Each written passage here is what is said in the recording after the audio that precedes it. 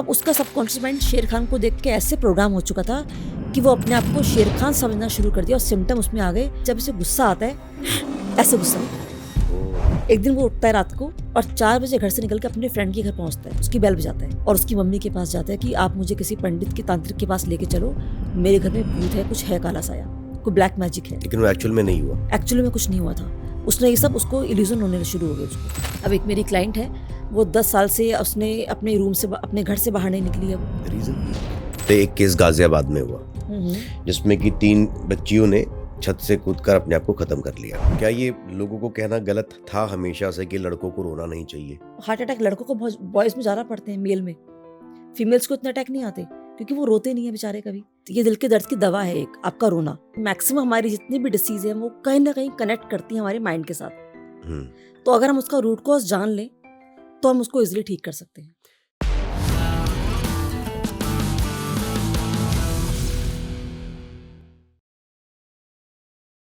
तो आज मैं आपके सामने एक बड़ा यूनिक पॉडकास्ट लेकर आ रहा हूं क्योंकि बहुत सारे लोग दवाइयों के चक्कर में मोस्ट ऑफ द टाइम अपना खराब कर देते हैं या अपना पैसा खराब कर देते हैं। तो हमारे साथ आज गेस्ट है जो ये दावा करते हैं कि बिना दवाई के आपकी बहुत सारी बीमारियां और आपकी बहुत सारी तकलीफें वो दूर कर सकती हैं।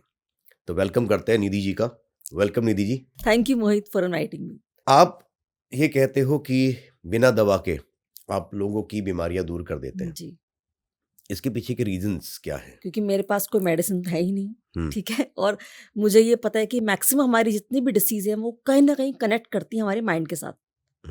तो अगर हम उसका रूट कॉज जान लें तो हम उसको इजिली ठीक कर सकते हैं। ओके। तो अभी हमारी जो बात हो रही थी और हमने जो आपके बारे में पढ़ा भी थोड़ा, उसमें हमें समझ में आया कि आप NLP करते हाँ हो, जी। है ना, और आप पास्ट लाइफ रेग्रेशंस भी करते हो, आप मेंटल हेल्थ पे भी काम करते हो, यस। बहुत सारी चीज़ें हैं। अब हम 1 बाय 1 बात करेंगे चीज़ों के बारे में ताकि जी। हम ज़्यादा समझ पाए। तो पहले तो ये समझिए कि जो NLP है, मैंने और भी पॉडकास्ट NLP पे करे हैं और बहुत सारे लोगों को इसके बारे में शायद पता है, बहुत सारे लोगों को शायद अभी भी नहीं पता हाँ जी, होगा। बहुतों को नहीं पता।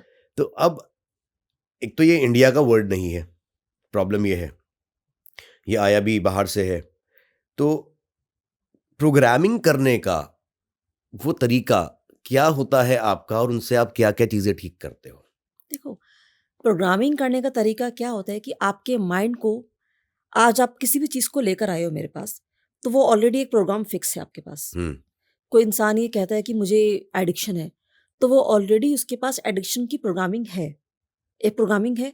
अब हम उसको रीप्रोग्राम करेंगे, यानी उसके माइंड को, अगर वो कहता है मुझे एडिक्शन अब क्विट करना है, मुझे अपनी इस हैबिट को क्विट करना है, वहाँ पे उसको माइंड को रीप्रोग्राम किया जाता है। मीन्स कि अब उसके माइंड के अंदर वो न्यू पैटर्न्स को हम एंट्री दिला दें, जहाँ से वो नई हैबिट्स पे आ जाए या उस एडिक्शन को छोड़कर किसी और चीज़ को पकड़ ले। इसे हम कहते हैं रीप्रोग्रामिंग।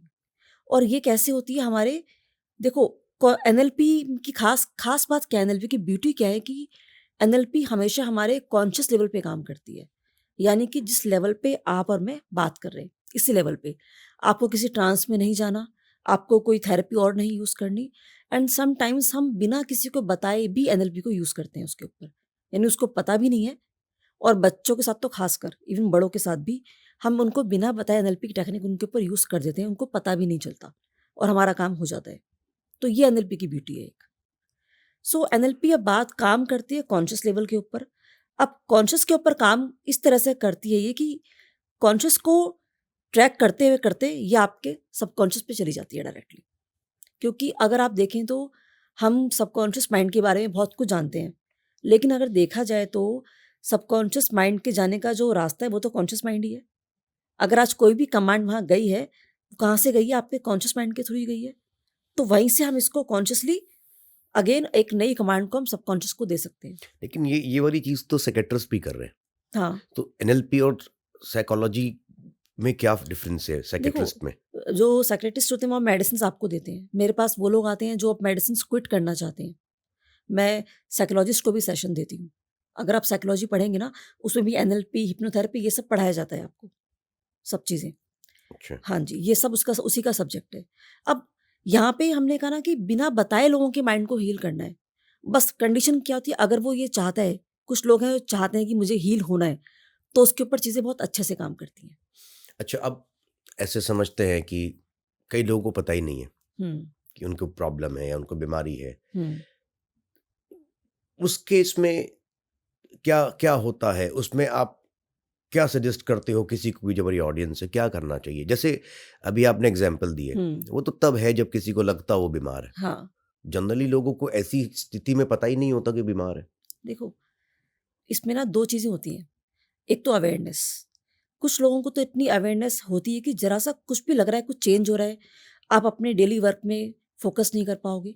आपकी personal life, professional life disturb हो जाएगी, आपके थॉट प्रोसेस वो डिस्टर्ब हो जाएँगे। खुद को लगेगा आपको, आपको फ़ील होगा तो हील होगा। ये सिम्पटम है सबसे पहला, कि आपको फ़ील होना स्टार्ट होता है। और कभी-कभी कुछ लोग इतने ट्रॉमा में जीते हैं कि उनको लगता है कि इतने लंबे समय तक वो डिप्रेशन में रहे जा रहे हैं, कुछ सिचुएशंस ऐसी आ गई, अब उनको लगता है कि ये लाइफ़ है हमारी, ये उनका सेकंड नेचर बन गया। और मैं यहाँ पे ये कहना चाहूँगी, अगर 2 हफ्ते से ज़्यादा आपके माइंड या आपका मूड बहुत अपसेट है, आपको लगता है किसी से मेरा बात करने का मन नहीं कर रहा, जो मेरा नेचर था वो चेंज होते जा रहा है अब, नॉट पॉजिटिवली बट नेगेटिवली, तो आप समझ जाओ कि कुछ ना कुछ गड़बड़ आपके साथ चल रही है। आपके थॉट, आप ओवरथिंकिंग आप कर रहे हो, या बात-बात में डर लगता है आपको, घबराहट होती है अचानक से। तो लोग कहते हैं मुझे, मैम मैं ना पहले डरता नहीं था किसी से भी, अब छोटी-सी बात होती है, एक कॉल आती है, मुझे घबराहट शुरू हो जाती है। ये सिम्पटम होते हैं हमारे। आपका आपके रिश्ते खराब होने शुरू हो जाते हैं, आपको दिख जाता है।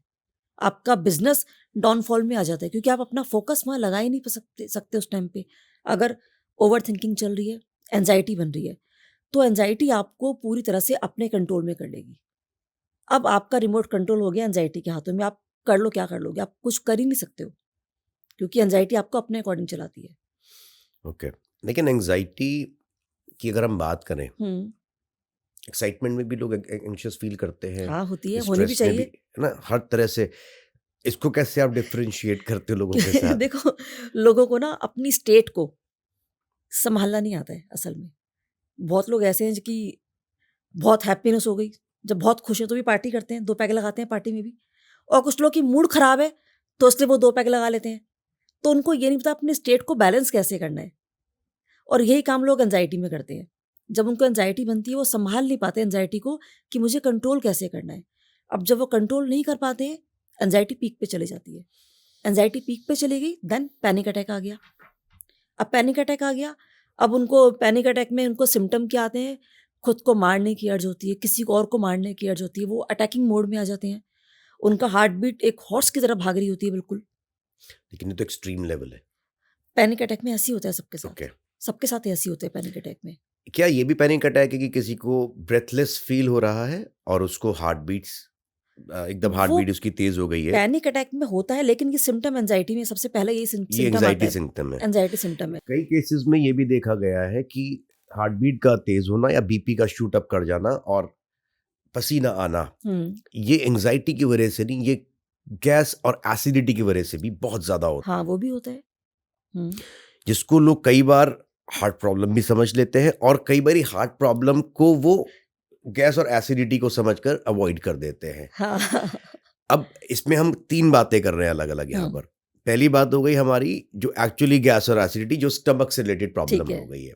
दूसरी हम बात कर रहे हैं कि एक्चुअल हार्ट प्रॉब्लम, जिसको वो मिसअंडरस्टूड कर रहे हैं कि गैस है। हुँ, और तीसरी प्रॉब्लम है एंग्जायटी की, जिसमें ऑलमोस्ट सेम तरह के सिम्पटम्स आते हैं। हुँ, हुँ, इन तीनों में से कोई भी पेशेंट या कोई भी इंसान कब और कैसे समझे कि उसको तीनों कंडीशंस, क्योंकि सेम है, हुँ।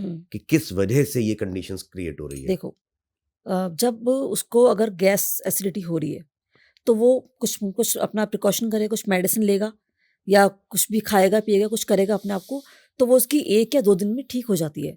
वैसे तो 1 डे में कंट्रोल हो जाती है वो। कुछ लोग इसके लिए इंजेक्शन लेते हैं, जब बहुत हाई जाती है उनकी एसिडिटी, तो उनको शांति मिल जाती है कि अब मैं रिलैक्स हूँ। उनको उनका पेट बता रहता है कि अब वो कुछ खा रहे हैं, उनको डाइजेस्ट हो रहा है, तो ये तो वो सिम्पटम है। लेकिन जब एंग्ज़ायटी है, वहाँ उस आदमी को चैन नहीं मिलता है। वो थोड़ी देर के लिए शांत होता है, उसकी रातों की नींद फिर से उड़ जाती है, रात को फिर से वही केमिकल बॉडी में ट्रांसफ़ॉर्म होते हैं उसकी। और अब वो सिम्पटम उसके डे बाय डे उसको वही थॉट आते हैं, रिपीटेड थॉट आते हैं उसको, उसकी शैलो ब्रीथिंग होती है, घबराहट, बेचैनी उसको होती है। खाली गैस और ब्लोटिंग की हम बात यहाँ नहीं कर रहे हैं। जब वो एंग्ज़ायटी में सिम्पटम क्या-क्या होंगे वो हम जान लेते हैं, तो यहाँ से हमारी ऑडियंस को बिल्कुल क्लियर हो जाएगा। एंग्ज़ायटी में आपकी हार्ट बीट फास्ट होती है, आपको लगता है कि अब मेरा सर ज़ोर ज़ोर से घूम रहा है, जैसे किसी ने मुझे पकड़ लिया और कोई मुझे ज़ोर ज़ोर से घुमा रहा है। आप ओके। लेटते हो, लगता है कि पूरा फ़ैन ऐसे घूम रहा है। आपको हाथ पैरों में शिवरिंग फील होती है और आपको लगता है कि आपको स्वेटिंग होती है, स्टमक में कुछ गोल गोल घूमता है, इंस्टेंटली आपको लूज मोशन लग जाते हैं, आप बार बार वॉशरूम जाते हो क्योंकि पहले आपका पेट खराब होता है उसके अंदर, या फिर कॉन्स्टिपेशन आपको हो जाती है, हाई पल्पिटेशन आपकी रहती है, आपकी क्रिएटिविटी खत्म हो जाती है। आप जहाँ अपने ऑफिस में एक अच्छे परफॉर्मर थे, अब आपकी परफॉर्मेंस डाउन जाएगी, आपके रिलेशनशिप खराब होते हैं। ये सब सिम्टम हमारी एंजाइटी में हो जाते हैं। और कभी-कभी लोग ना ये भी मेरे को बोलते हैं कि मैम लग रहा है मेरा ना यहाँ से चेस्ट के पास से कुछ फ्लूइड निकल रहा है। तो सबके डिफरेंट डिफरेंट सिम्पटम है। कुछ लोग कहते हैं मैम मेरी ज़बान भारी हो गई है। जब आपको एसिडिटी होगी आपकी ज़बान कभी नहीं भारी होती उसमें। वो आपकी 1 या 2 दिन में ठीक हो जाएगी। ये आप कह रहे प्रोलॉन्ग्ड है, मतलब ये चलता ही रहेगा, ये ये सिर्फ चलता टाइम। रहेगा बिल्कुल। लोग कहते हैं मैम ज़बान मेरी भारी हो गई। मेरे ना आँखें भारी हो रही हैं, फेस बिल्कुल नम हो गया है। ये सिम्पटम एंग्ज़ायटी में हो जाते हैं। और यही नहीं, और भी बहुत सिम्पटम्स हैं और ये सबके डिफरेंट डिफरेंट होते हैं। ओके। अब अगर किसी को इनिशियल स्टेज पर ऐसे सिम्टम्स आ रहे हैं, हुँ, हुँ, हुँ। तो क्या प्रिकॉशंस या क्या चीज़ें करनी चाहिए जिससे ये हाँ, ठीक हो जाए? देखो, अगर इनिशियल स्टेज पे कोई है, सबसे पहले तो उसको पानी पीना है। पानी कितना कि अपना स्टमक फुल करके वो पानी पी ले। इतना ना पिए कि वॉमिट हो जाए उसको, ठीक है ना? क्योंकि जब एंग्ज़ायटी बन रही है उसके स्टमक में ना, तो उसकी फिज़ियोलॉजी, उसकी बायोलॉजी, उसकी केमिस्ट्री सब डिस्टर्ब हो चुके हैं उस टाइम पे, ठीक है? अब जैसे ही वो पानी पिएगा उसकी बॉडी की स्टेट चेंज होती है इंस्टेंटली।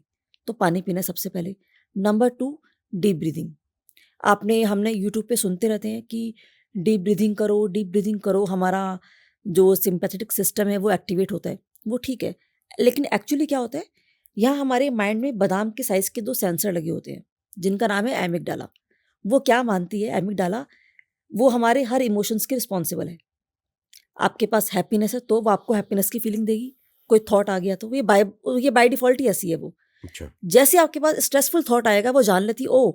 इसके पास स्ट्रेसफुल थॉट आ गया, इसकी बॉडी में फ़ौरन स्ट्रेस वाली फीलिंग्स रिलीज़ कर दो। अब वो क्या मानती है एमिगडाला कि अगर किसी पर्सन को लंबी गहरी सांसें आ रही हैं, इसका मतलब वो पर्सन बिल्कुल हेल्दी है। तो अब हमें एंग्ज़ायटी में बेसिकली उसको फूल बनाना होता है, अपनी ग्लैंड को। ये हमारी बॉडी की सबसे स्मॉलेस्ट ग्लैंड है, काम बहुत बड़े करती है ये। तो अब जिसको भी एंग्ज़ायटी बनती है इनिशियल स्टेज पे, वो 20 मिनट्स के लिए डीप ब्रीथिंग स्टार्ट कर दे। अब वो डीप ब्रीथिंग रेगुलर बेसिस पे करता है पर्सन, तो एमिगडाला ग्लैंड को मैसेज किया गया कि सपोज़ मेरा नाम निधि है, कि जो ये निधि है ना, इसको रोज़ लंबी गहरी सांसें आती हैं, इसका मतलब ये बिल्कुल हेल्दी है, तो इसको एंग्ज़ायटी देने की ज़रूरत नहीं है। अब वो एंग्ज़ायटी की फीलिंग्स को, उसकी इंटेंसिटी को, उसकी फ्रीक्वेंसी को डे बाय डे वीक कर देगा और यहाँ से आप उसे कंट्रोल कर लोगे। एंड थर्ड, एक्सरसाइज़, यानी बॉडी की स्ट्रेचिंग। क्योंकि जब एंग्ज़ायटी रेगुलर बन रही है ना, तो उसकी फीलिंग्स, हमारी सारी फीलिंग्स, हमारे माइंड में कोई फीलिंग नहीं है। हमारी सारी फीलिंग्स हमारी मसल्स में है। हम फ़ील कहाँ करते हैं? मसल्स, बॉडी में तो फ़ील करते हैं। मैंने कहा ना, फ़ील होगा तभी हील होगा। अब घबराहट, बेचैनी होती है, थॉट यहाँ आ गया, फीलिंग्स बॉडी में चलती हैं। हुँ। तो सारी फीलिंग्स हमारी मसल्स में होती हैं। अब हमारी मसल मेमोरी बन गई और हमारी मसल्स इतनी इंटेलिजेंट हैं कि वो हर मेमोरी को अपने पास सेव कर लेती हैं। अच्छा, ये मुझे पहले भी आ चुकी, तो मुझे इस पे ऐसे रिएक्ट करना है। तो अब आपने अगर एक्सरसाइज स्टार्ट कर दी, तो आपकी जो मसल मेमोरी, आप उसको डिसॉल्व कर दोगे। ये 3 चीज़ें हैं और ये रामबाण की तरह काम करती हैं। सब मेडिसिन्स एक तरफ, ये आपकी बॉडी में ऐसे काम करेंगे, आपको इंस्टेंटली विदिन 1 डे आपको इम्प्रूवमेंट नज़र आ जाएगी अपने अंदर। अच्छा। मेरे पास जब क्लाइंट आते हैं ना ऐसे, वो कभी कुछ बोल ही नहीं सकते, वो इतने डिप्रेसिव मोड में है, इतने हाई एंजाइटी में है। मैं पूछती हूँ बताओ क्या हुआ? क्योंकि एंजाइटी आ रही है, कुछ कारण तो है एंजाइटी का, ऐसे नहीं आती। अब वो इस जोन में ही नहीं कि वो बात कर सके। अब मेरे पास वहाँ कुछ नहीं बचता, तो मैं क्या करती हूँ, कोई बात नहीं, आप बैठे रहो, सिर्फ मैं कुछ अफर्मेशंस यहाँ से देती हूँ और उनको बोलती हूँ लंबी गहरी सांसें लेते जाओ। वो 2 मिनट करता है, 5 मिनट करता है, थक जाता है, फिर रुक जाता है, लेकिन उसको करते जाओ। तो उसके बाद एटलीस्ट वो बात करने की कंडीशन में आ जाता है। ये चीज़ें होती हैं। अच्छा, इसमें क्या, जैसे अब प्रॉब्लम्स की अगर हम बात कर रहे हैं, अभी हुँ। एंग्ज़ायटी को कैसे-कैसे होता है। एक स्कूल के बच्चे की एक अलग तरह के इश्यूज़ हो सकते हैं, सबके बहुत है उनके तो। है ना? और एक टीनेज के अलग होंगे और जो जॉब सर्विस में है उनके अलग होंगे, मैरिड कपल्स के अलग हाँ होंगे, जी। जिनके बच्चे उनके अलग होंगे, जिनके बिजनेस। तो क्या इन सब को ही अलग अलग पैटर्न की प्रॉब्लम्स हैं, लेकिन क्या सिम्टम्स सेम है? सिम्पटम देखो, ऑलमोस्ट सिम्पटम सेम रहते हैं। जो मैंने आपको सिम्पटम बताए, इन्हीं में से सिम्पटम आते हैं। अब ऐसे कुछ लोग कभी-कभी ये बोलते हैं मेरे को ना, मैम मेरे को हार्ट-बीट में मेरी हार्ट-बीट फास्ट नहीं होती है। मेरे स्टमक में मुझे मुझे ब्लोटिंग हो जाती है फ़ौरन। मेरे हाथ-पैर वो हो जाते हैं, बिल्कुल फ्रीज़ हो जाते हैं मेरे हाथ-पैर। लेकिन एंग्ज़ायटी के लिए ऑलमोस्ट केसेज़ में सिम्पटम सेम रहते हैं सबके। अच्छा, बच्चों को कैसे हील करते हो? मतलब ये जो छोटा बच्चा है वो तो कई बारी स्कूल में तो मोस्ट ऑफ द टाइम बुली हो रहा है, अगर हुँ, टीचर ने उसको कुछ कह दिया, हुँ। मे बी उसके साथ जो कॉम्पिटिशन्स है वो उनके साथ कोप अप नहीं कर पा रहा है, कई बारी घर पे भी उसको डांट पड़ रही है कि तुम अच्छा नहीं पढ़ रहे हो, हाँ जी, व्हाटएवर, बहुत सारे रीजंस है। हाँ। उस टाइम पे उस तरह के केसेस में क्या आपके पास ऐसे केसेस आते हैं? हाँ, बच्चों को हील करना बहुत ईज़ी है एक्चुअली। इजी है? अगर वो अगर वो आपके संग रैपो में आ गए, तो वो आपकी सब बातें मानेंगे। देखो, एक बच्चे को ड्राइव करने के लिए ना 3 लोग चाहिए बस। हम्म। उसके मम्मी, पापा और टीचर। माता-पिता, गुरु। ये 3 लोग हैं जो बच्चे की लाइफ़ को पूरी तरह से प्लान कर देते हैं। अगर उसको ये 3 लोग ठीक मिल गए, तब तो ठीक है। लेकिन अगर बदकिस्मती से तीनों ही खराब उसको मिल गए, ठीक है ना? तो फिर वहाँ मेरा काम आता है। तो वहाँ पे बच्चों के संग हम एंकरिंग टेक्निक को यूज़ करते हैं कि उसके बच्चे के एंकर सेट कर दिए, बच्चे की सेल्फ इमेज को चेंज करा दिया। थोड़ा मुझे ये ना थोड़ा सा एलोबरेट करके बताइए, हुँ, क्योंकि अगर कोई माँ बाप या टीचर सुन रहे हैं तो they can hmm, also understand कि अगर उनको किसी बच्चे को सपोर्ट करना है, हील करना है, तो they can also use this. हुँ।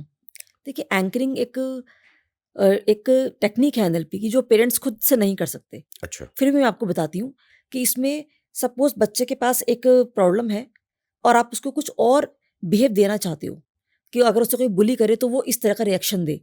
भी बच्चा डर जाता है उस टाइम पे, इस तरह से बैठ जाता है। लेकिन पेरेंट्स क्या चाहते हैं, उससे कोई बुली कर रहा है बच्चे को, तो पूरा पूरा कॉन्फिडेंस के साथ वो जवाब दे उसको।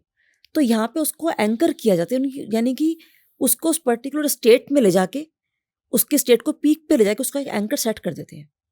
जैसे कि उसको यहाँ पे ये हाथ टच करा दिया, उसका ये गाल टच करवा दिया, या ये उसको एंकर दे दिया। अब और इसकी प्रैक्टिस कराई जाती है नंबर ऑफ टाइम्स। अब जब ये बच्चे का एंकर सेट हो गया, अब वो अपने स्कूल में जिस टाइम पे उसको कोई भी बुली करता है, वो कुछ नहीं करेगा, अपने एंकर को प्रेस करेगा सिर्फ़ ऐसे, और वो सेम उसी स्टेट को गेन कर लेगा। That can in this case, मेरे को एंकर में कुछ ऐसा समझ में आया कि आज जादू की झप्पी सब जगह काम कर हाँ, पाती मैं है। आपको एक इसका एग्ज़ाम्पल देती हूँ। एक बार मैं कहीं गई, तो ये बहुत पुरानी बात है, तब मैंने सीखी थी एनएलपी। तो मैं कहीं गई किसी के घर पे, तब मुझे बहुत शौक था कि मैं भी देखती हूँ कैसे करते हैं एंकरिंग। तो वहाँ पे एक बच्चा था, तो वो बना बहुत ही गंदी राइटिंग, कहते हैं ना कीड़े-मकोड़े लिखना, वो ऐसे लिख रहा था। अब मैंने उस बच्चे के साथ एंकरिंग की प्रैक्टिस करी कि चलो उस पे ट्राई करते हैं। तो मैंने उसका एंकर तो सेट नहीं किया, मैंने अपने हाथ से उसका एंकर सेट कर दिया, ठीक है? अब मैंने उस बच्चे को पूरी उसकी प्रोग्रामिंग करके मैंने उसको यहाँ टच किया, और अब उसको मैंने ये बता दिया कि जब भी कभी मैं तुम्हें ऐसे टच करूँगी, तुम फ़ौरन कर्सिव राइटिंग लिखना स्टार्ट कर दोगी। अब मैंने उसको किया, उसकी राइटिंग कर्सिव में वो लिख रहा है। उसकी मम्मी ने मुझे बोला कि इसकी मैम बोलती हैं खाली इसकी कॉपी चेक करने में मुझे 20 मिनट्स लगते हैं, इसका आप कुछ देखो। तो ऐसे हो गया। अब मैं तो चली गई, और एंकर तो मेरे हाथ में था। बच्चा फिर से वहीं पे आ गया है, उसी राइटिंग पे आ गया है। अब फिर मेरे पास वो बच्चा दोबारा आया, वो लिख रहा है। अब मैंने कुछ नहीं किया, बस वो लिख रहा है, मैं पीछे से उसको यूँ टच करती रही ऐसे। बस मैंने टच किया, कुछ बोला नहीं मैंने, और वो उसका पेन कर्सिव में चलना स्टार्ट हो गया। फिर फाइनली मैंने देखा ये मैंने गलत कर दिया, तो मैंने उस बच्चे के एंकर्स को सेट किया कि वो अपना एंकर सेट कैसे करेगा। फिर उसका एंकर सेट करवा के उसकी राइटिंग को चेंज करवाया। ओके। तो ये एंकरिंग टेक्निक है, जिसके कारण एनएलपी बहुत फेमस भी है एंड आई आज। थिंक अगर किसी को डिप्रेशन, एंजाइटी कुछ भी है हुँ, हुँ। और कुछ नहीं भी है, हाँ, तो मुझे लगता है जब दोस्त यार आपस में मिलें तो एक दूसरे को गले ज़रूर लगाएं, हाँ। क्योंकि वो जादू की झप्पी बहुत काम करती है। It's just like human touch कि हाँ यार चल मैं हूँ, कोई बात नहीं, हाँ, इट्स ये इट्स मोर देन इनफ हाँ, देखो, ये समटाइम्स। सब एंकरिंग होती है जो हमेशा हमारे पास रहती हैं। जब आप किसी पर्टिकुलर स्टेट में हो, तो आपको वहाँ पे उस वक़्त आपने जो भी सुना, महसूस किया, और आपने जो भी देखा या कुछ आपने स्मेल किया, वो सब आपके एंकर बन जाते हैं। एक और चीज़ है, हुँ, रोना। हुँ। कई जगह पे मैंने ऐसा देखा है कि जो लोग घुट रहे हैं या जिनको परेशानियां हैं वो रोते नहीं हैं तो उनको ज़्यादा प्रॉब्लम होती है, लेकिन अगर वो रो जाते हैं तो उनकी प्रॉब्लम्स कहीं ना कहीं अंदर से, उनका वो जो भार है वो कम हो जाता है। हाँ, तो क्या ये सत्य है? बिल्कुल ये 100% सत्य है। कैसे, आप ये देखो जब भूख लगती है खाना खाते हैं, हम्म, प्यास लगती है पानी पीते हैं, और जब हम खुश होते हैं तो हंसते हैं, अपनी हैप्पीनेस क्रिएट दिखाते हैं दुनिया को। तो जब हम दुखी होते हैं तो हमें रोना भी चाहिए। अगर हमें इस यूनिवर्स ने ये आंखें किस लिए दी हैं?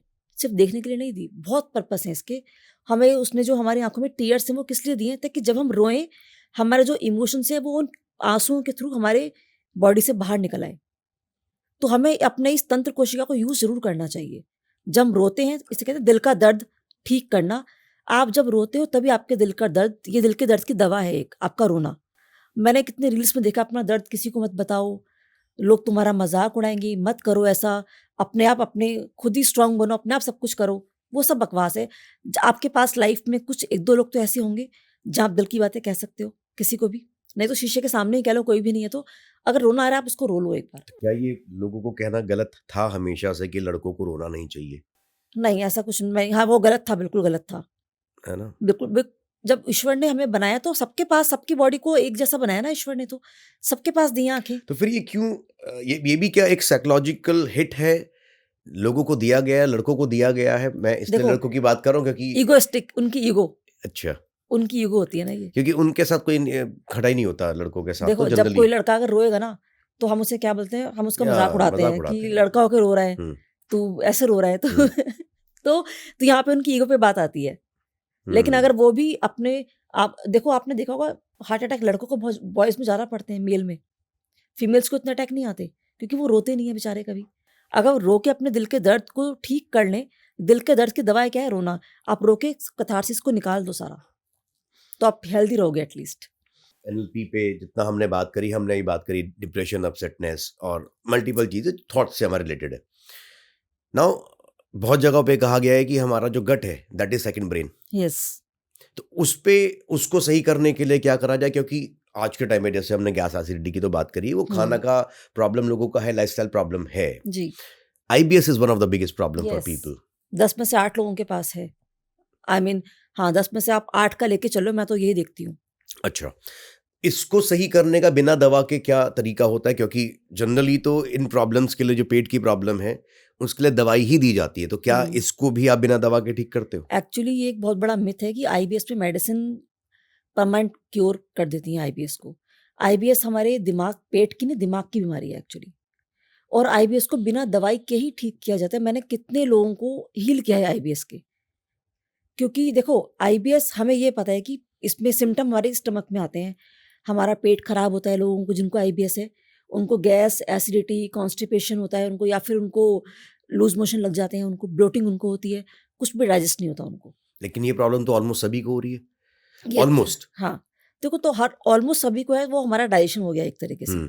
इसको हम आईबीएस नहीं कह सकते। करेक्ट। जब आपके पास आपकी मेडिकल रिपोर्ट है और उसमें आपको ये मालूम चल चुका है कि आईबीएस है, तो आप समझ जाओ कि आईबीएस। सिम्टम मैंने आपको बता दिए इसके। अब आपको हर टाइम इसमें नौजिया की फीलिंग होती है, आपकी क्रिएटिविटी भी यहाँ खत्म हो जाती है सारी, इसके अंदर भी। अब वो पर्सन ना इतना थक जाता है आईबीएस के अंदर, स्टार्टिंग में तो वो सोचता है मैं ठीक कर लूंगा, मेरे को गैस है, डाइजेशन है, वो मेडिसिन पे भी आता है। लेकिन एक टाइम के बाद मेडिसिन काम नहीं करती है, क्योंकि हमने उसके रूट कॉज पे तो काम ही नहीं किया, जहाँ से वो आया है आईबीएस। उसको देखो, पेट पे बाद में आया है आईबीएस।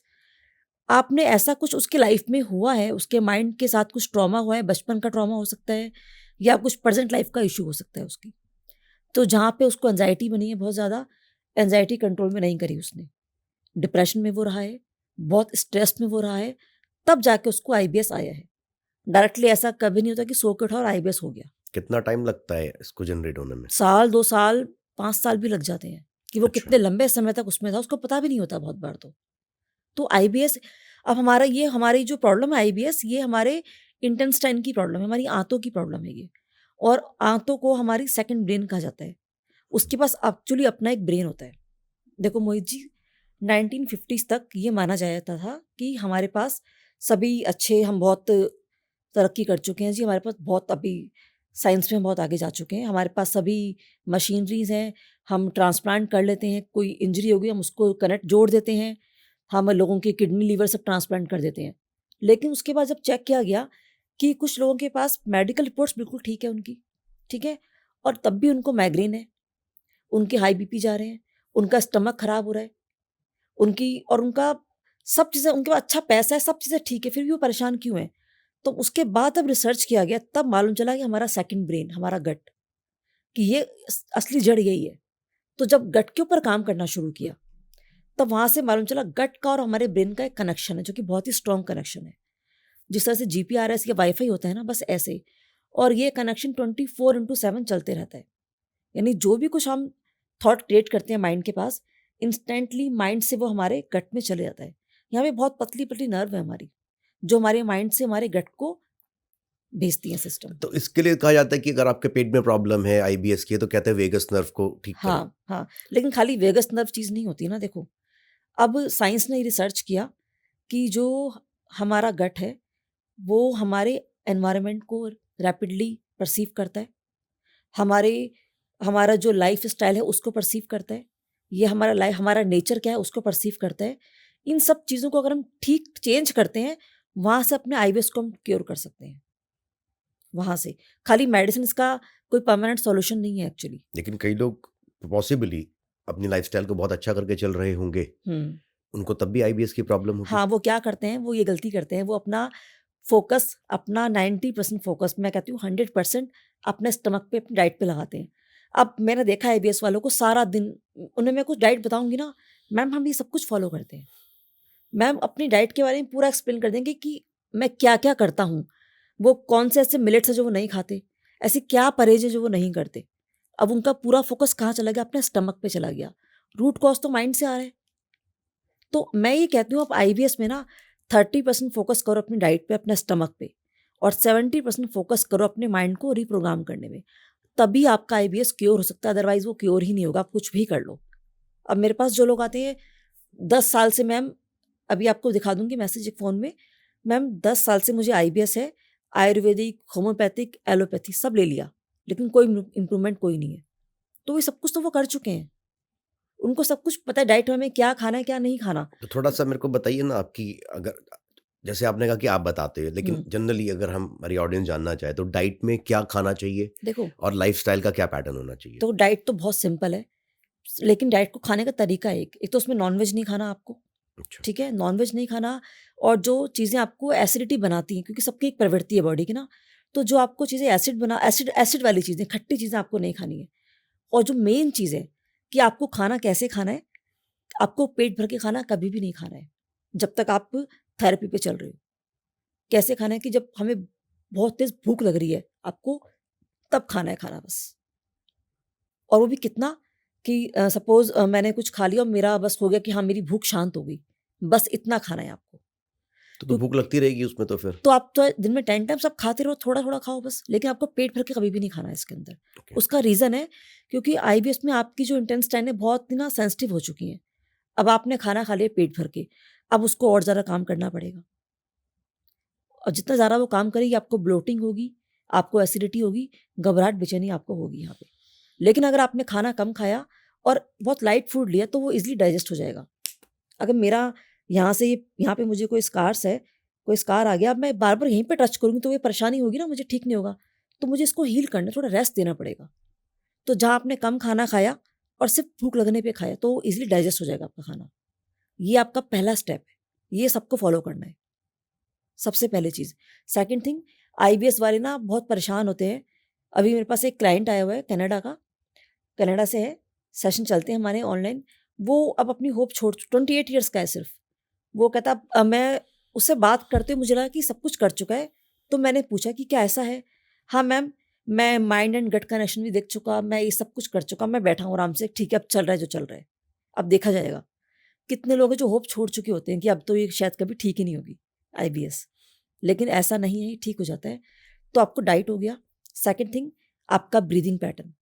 यहाँ पे आपको अपना ब्रीदिंग, थोड़े से ब्रीदिंग एक्सरसाइज मैं हमेशा बताती हूँ, 20 मिनट्स के लिए आपको वो करनी चाहिए, ताकि आपके, क्योंकि आईबीएस है तो आपको एंजाइटी बनेगी, तो पहले एंजाइटी को कंट्रोल करना है।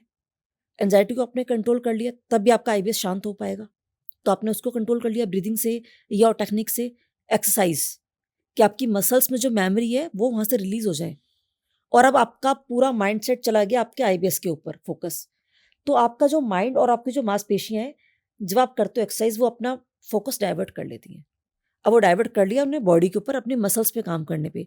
तो जो ध्यान वो वहाँ लगा रही थी आपको आईबीएस देने में, वहाँ से उनका माइंड डाइवर्ट हो गया। तो क्या इसमें एक्सरसाइज, जिम, स्विमिंग, स्पोर्ट्स ये हेल्प करता है? 100% हेल्प करता है, सबसे ज़्यादा हेल्प करता है ये। तो जिनको आईबीएस की प्रॉब्लम है या पेट की प्रॉब्लम है, उनको सबसे पहले अपने आप को किसी स्पोर्ट्स में, जो भी उनको अच्छा लगता है, कोई भी फिजिकल एक्टिविटी, एनी, हाँ, जो भी आपको अच्छी लगती है आप उसमें अपने आप को ऐड ऑन कर लो, आपको वहाँ से बहुत रिलीफ मिलेगा।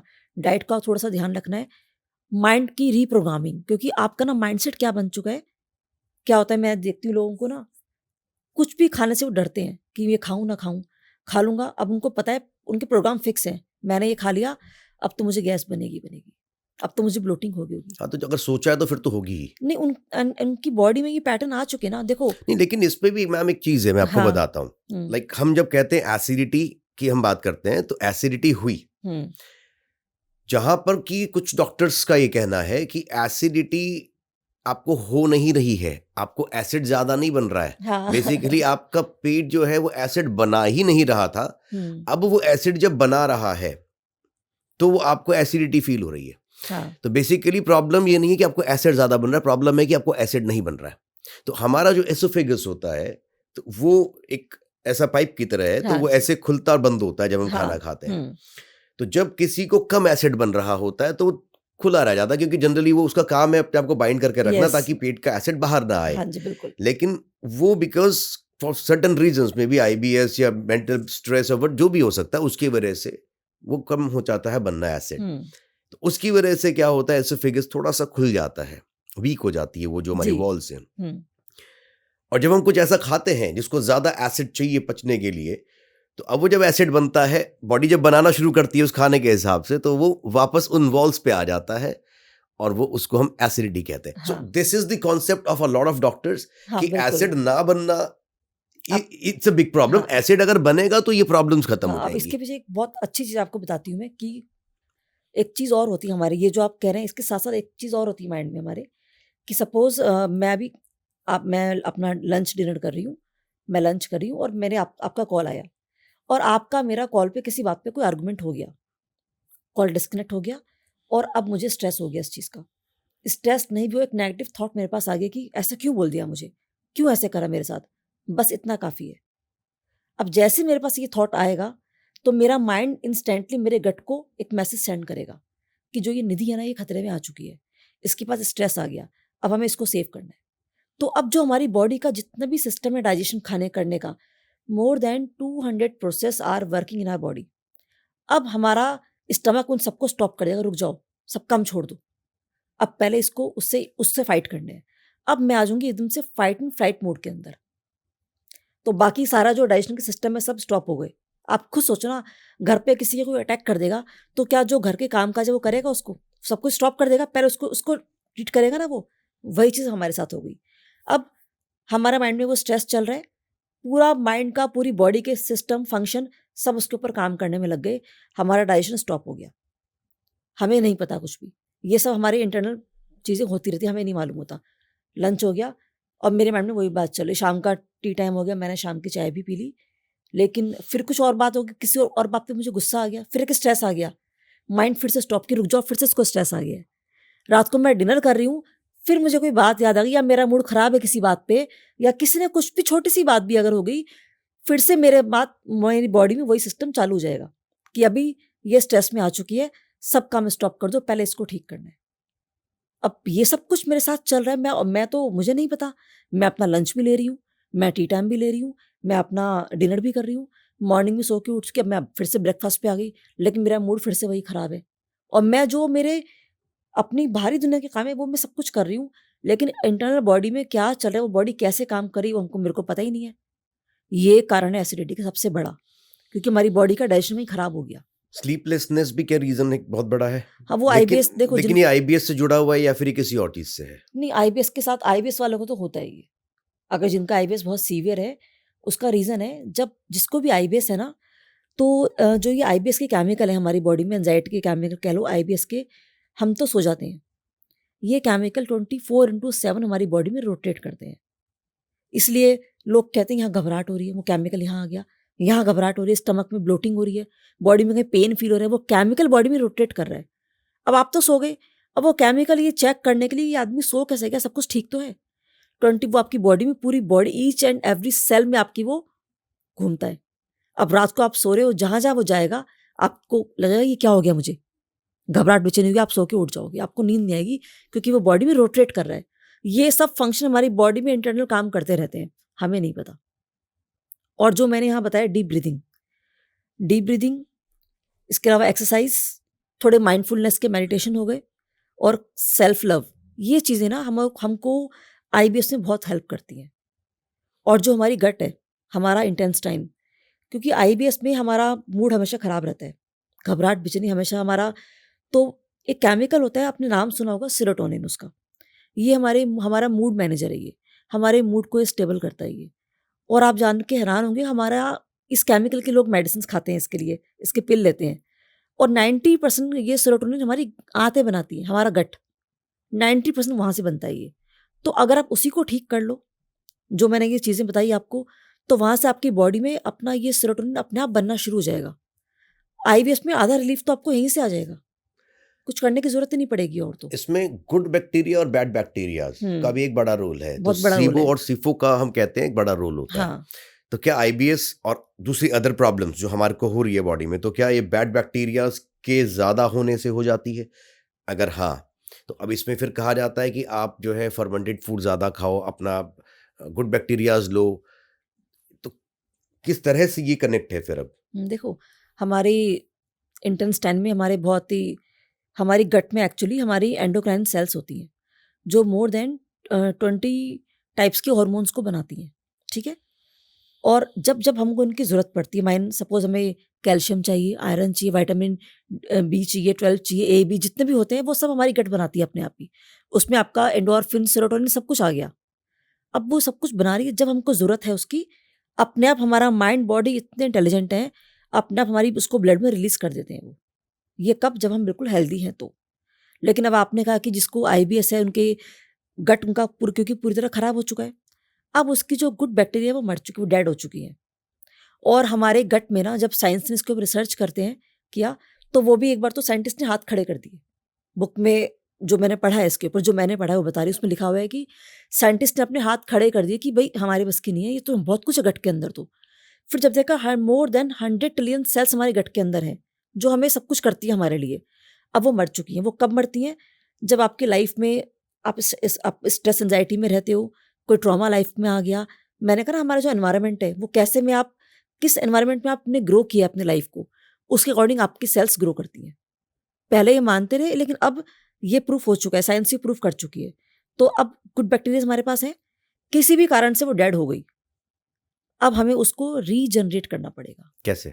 और ये गुड न्यूज़ वो मैं बता रही हूँ। और गुड न्यूज़ क्या है कि ना, कि ये डेड होने में जितना टाइम लेती है ना, ये रीजनरेट होने में अपनी पॉपुलेशन को बड़ी स्पीड से रीजनरेट करती है।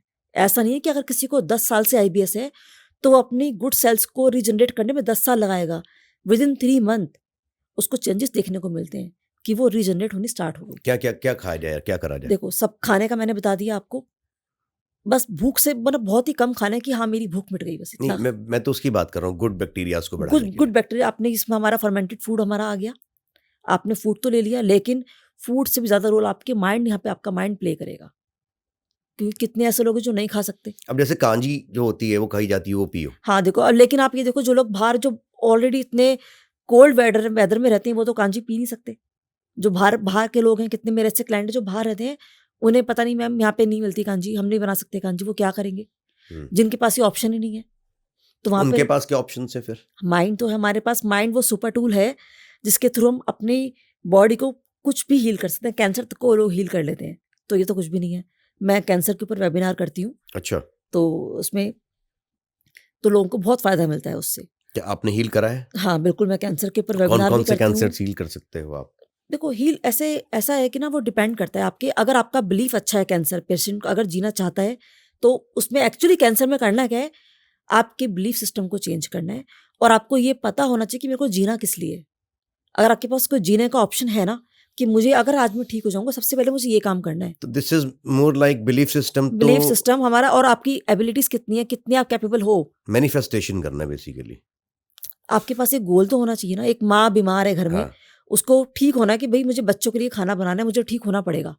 तो अगर एक पर्सन है वो कहता है कि जैसे मेरा क्लाइंट है सपोज, ठीक है, तो वो मेरे पास आया एक बार, कहता है मैंने कहा हाँ जी सर बताइए, ऑफिसर रैंक का था वो, उसे कैंसर था, तो बोला कि मुझे कैंसर है और मैं तो मरने वाला हूँ अब।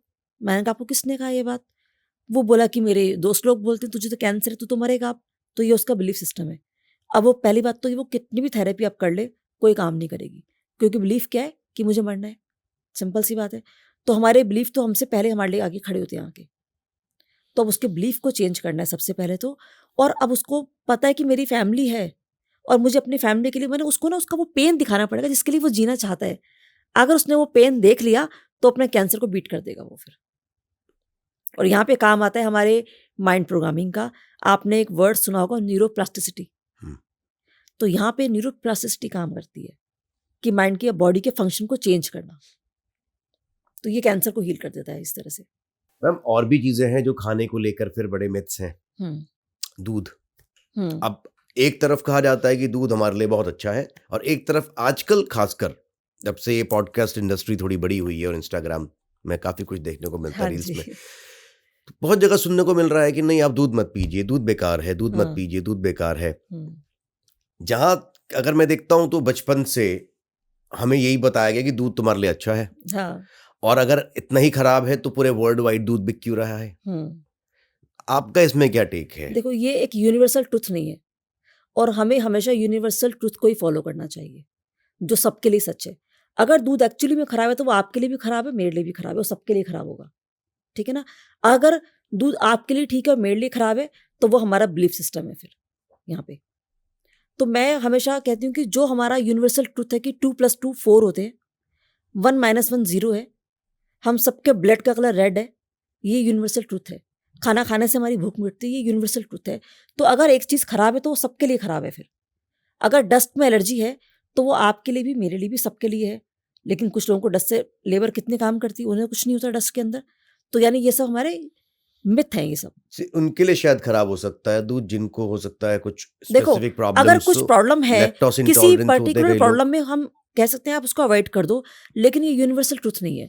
और अभी भी इसके ऊपर रिसर्चेस चलते जा रही हैं। क्योंकि और आपको बताऊं एक बात, आप आने वाले 5 साल में देखना, आने वाले 5 साल में आप देखोगे वीडियोस कि दूध पीना है, दूध पीना है, दूध पीना है। हाँ आप देखना। अभी आप देखिए कि जनरली भी हाँ जी, सर्दियों के टाइम पर हाँ, जब किसी को थोड़ा भी लगता है कि कोल्ड हो गया या सू थ्रोट है, वो सबसे पहले क्या करते हैं, घर पे मम्मी बनाती हैं एक गोल्डन मिल्क, मतलब यस, हल्दी वाला दूध में दूध। हल्दी डालकर और गर्म दूध पिला देते हैं, और मेरे ख्याल अगले दिन तक तो आधी बीमारी आधी सारा ठीक ही हो जाती है। हाँ जी, च्यवनप्राश हम खाते हैं, च्यवनप्राश दूध के साथ ही खाया था, पानी के साथ तो नहीं खा सकते। उसके अलावा आयुर्वेदिक में तो कितनी सारी मेडिसिन हैं जो कहा जाता है कि आप वो खाइए। दूध के साथ ही लेनी है। प्रेग्नेंट वुमेन्स को कहा जाता है कि भाई जो प्रोटीन खाना है वो दूध में ही खाना है। बट मोहित जी यहाँ पे एक प्रॉब्लम है, दूध हमारे पास प्योर होना चाहिए, और प्योर कुछ बचा नहीं है, बस ये थोड़ा सा एक। चलिए मैं ये भी मान हाँ, के चलता हूँ कि अगर प्योर भी है, चलिए हम तो वो मान के चल रहे हैं कि प्योर दूध है। हाँ, अभी ये तो बात ही नहीं हो रही है ना वहां पर कि प्योर है कि अनप्योर है, अभी तो सीधे बात होती है दूध आपके लिए खराब है। हाँ, हम तो बात ही कर रहे हैं कि प्योर है। हाँ, अगर वो प्योर दूध हम ले रहे हैं तो अब इतना बड़ा ये जो कंफ्यूजन क्रिएट होता है पूरे सिस्टम के अंदर, क्योंकि जब हम कुछ देखते हैं वो डायरेक्टली इंपैक्ट करता है दिमाग में हमारे कि यार दूध तो बहुत बेकार चीज है, और वनस्पत उसके शराब को प्रमोट करा जाता है कि शराब बढ़िया चीज है। आप देखिए, आप हाँ ऐसी जी, रील्स बिल्कुल, देखिएगा, आपको समझ में आएगा देखो कितना हमारे ये दिमाग के सब साथ खिलवाड़ करा जा रहा है। ये सारा जो भी है, ये सब कुछ सोशल मीडिया इसके लिए रिस्पॉन्सिबल है। अगर आज सोशल मीडिया पे कुछ बड़े बड़े इन्फ्लुएंसर ये वीडियोस बनाना शुरू कर दें कि दूध पीना चाहिए, दूध बहुत अच्छा है हमारी हेल्थ के लिए, आप देखेंगे सब लोग दूध पीना शुरू कर देंगे कि वो हमारी हेल्थ के लिए बहुत अच्छा है। हम जो सुनते हैं हम उसी के ऊपर फॉलो करना स्टार्ट कर देते हैं। करेक्ट। तो अब मैं वही कर रही हूँ, 5 साल बाद आप देखना कि किस तरह की वीडियोस आएंगी मिल्क को लेके, और प्याज को लेकर, लहसुन को लेकर भी देखिए बहुत सारी अलग अलग बातें। हाँ जी, अब प्याज तो जब एक्चुअली एक मेडिसिन है।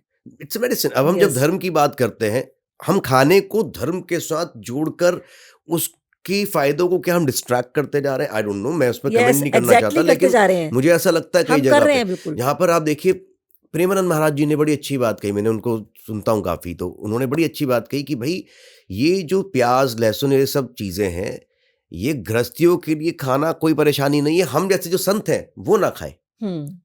अब सन्यासी थोड़ी हो, जो गृहस्थ हैं वो पूरा खाओ, प्याज लहसुन खा सकते हो, है ना।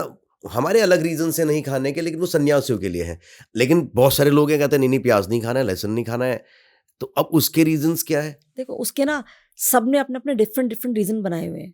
मैं कुछ लोगों से जैसे बताती हूँ, वो अब इसको धर्म से जोड़ते हैं कि अगर आप पढ़ोगे शिव पुराण में लिखा हुआ है कि भगवान शिव को जब दुनिया की सभी चीजें अर्पित करी गई तो प्याज उनके ऊपर से नीचे गिर गया।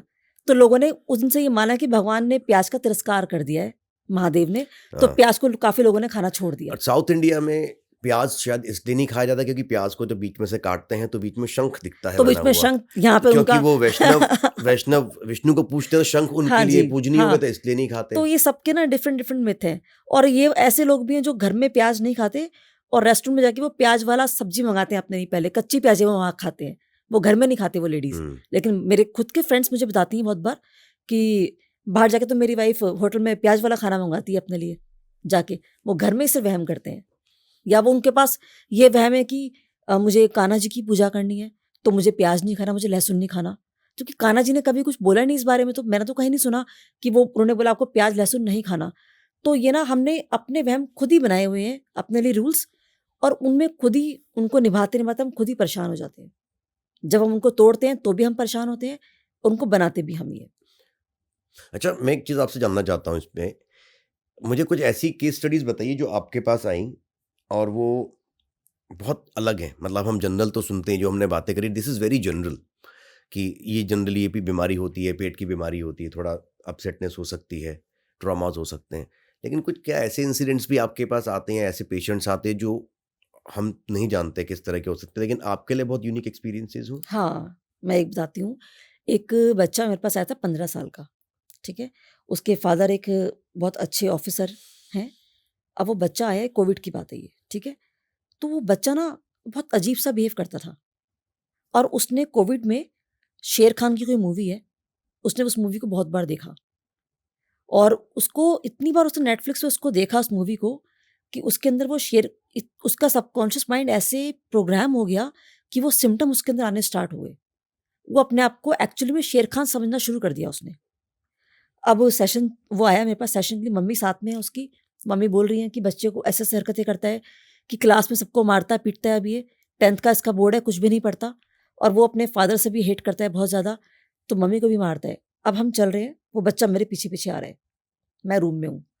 तो बच्चा कैसे आया, एकदम से मैंने देखा बच्चे को एक शेर की तरह उसने जंप लगाई बच्चे ने, आप ही सोचिए, और एक जंप में वो सीधा रूम के अंदर आ गया। तो मैं बिल्कुल शॉक थी, ये क्या हो गया? उसको तो मैंने कुछ नहीं कहा, सेशन चल रहा है। फिर उसको मैं एक सेशन दे रही तो मैंने देखा उसके हाथों को, उसके 2 फिंगर्स उसकी ऐसे हो चुकी थी, इस पोज़ में। तो मैंने उसकी मम्मी से बाद में बोला कि आपने नोटिस किया कि इसके हाथ-पैर कैसे हो चुके हैं, एक हाथों की और पैर की दोनों की। तब उसकी मम्मी ने मुझे बताया कि हाँ, इसके ये हाथ जब से इसने शेर खान देखा है, तब से ऐसा हो गया और ये कहता है कि मैं अब शेर खान हूँ। अब उसका सबकॉन्शियस माइंड शेर खान को देख के ऐसे प्रोग्राम हो चुका था कि वो अपने आप को शेर खान समझना शुरू कर दिया और सिम्पटम उसमें आ गए। और उसकी मम्मी ने मुझे क्या बताया कि जब इसे गुस्सा आता है, तो ये नॉर्मल गुस्सा नहीं करता, ऐसे गुस्सा करता है वो, ओह! जैसे शेर करते हैं। शेर की तरह दहाड़ता है ये बिल्कुल। तो ये कहाँ से सिम्पटम आया? माइंड प्रोग्रामिंग से, सबकॉन्शियस की नंबर ऑफ टाइम उसको देखकर, उस मूवी को देखकर।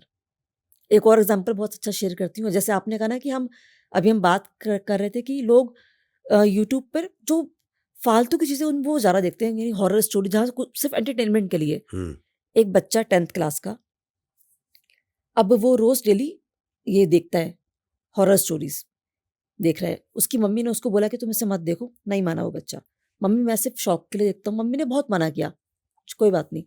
अब वो क्या कहता है कि ना मम्मी मैं अपनी आईज़ नहीं खराब कर रहा, मैं रात को जब सोता हूँ सिर्फ़ मैं स्टोरी सुनता हूँ, रात को वो सो रहा है रोज़, ये बहुत पीक टाइम है हमारे लिए, और अपने साइड में फ़ोन उसका चल रहा है, फ़ोन में स्टोरीज़ चल रही हैं, सोते वक़्त? सोते टाइम।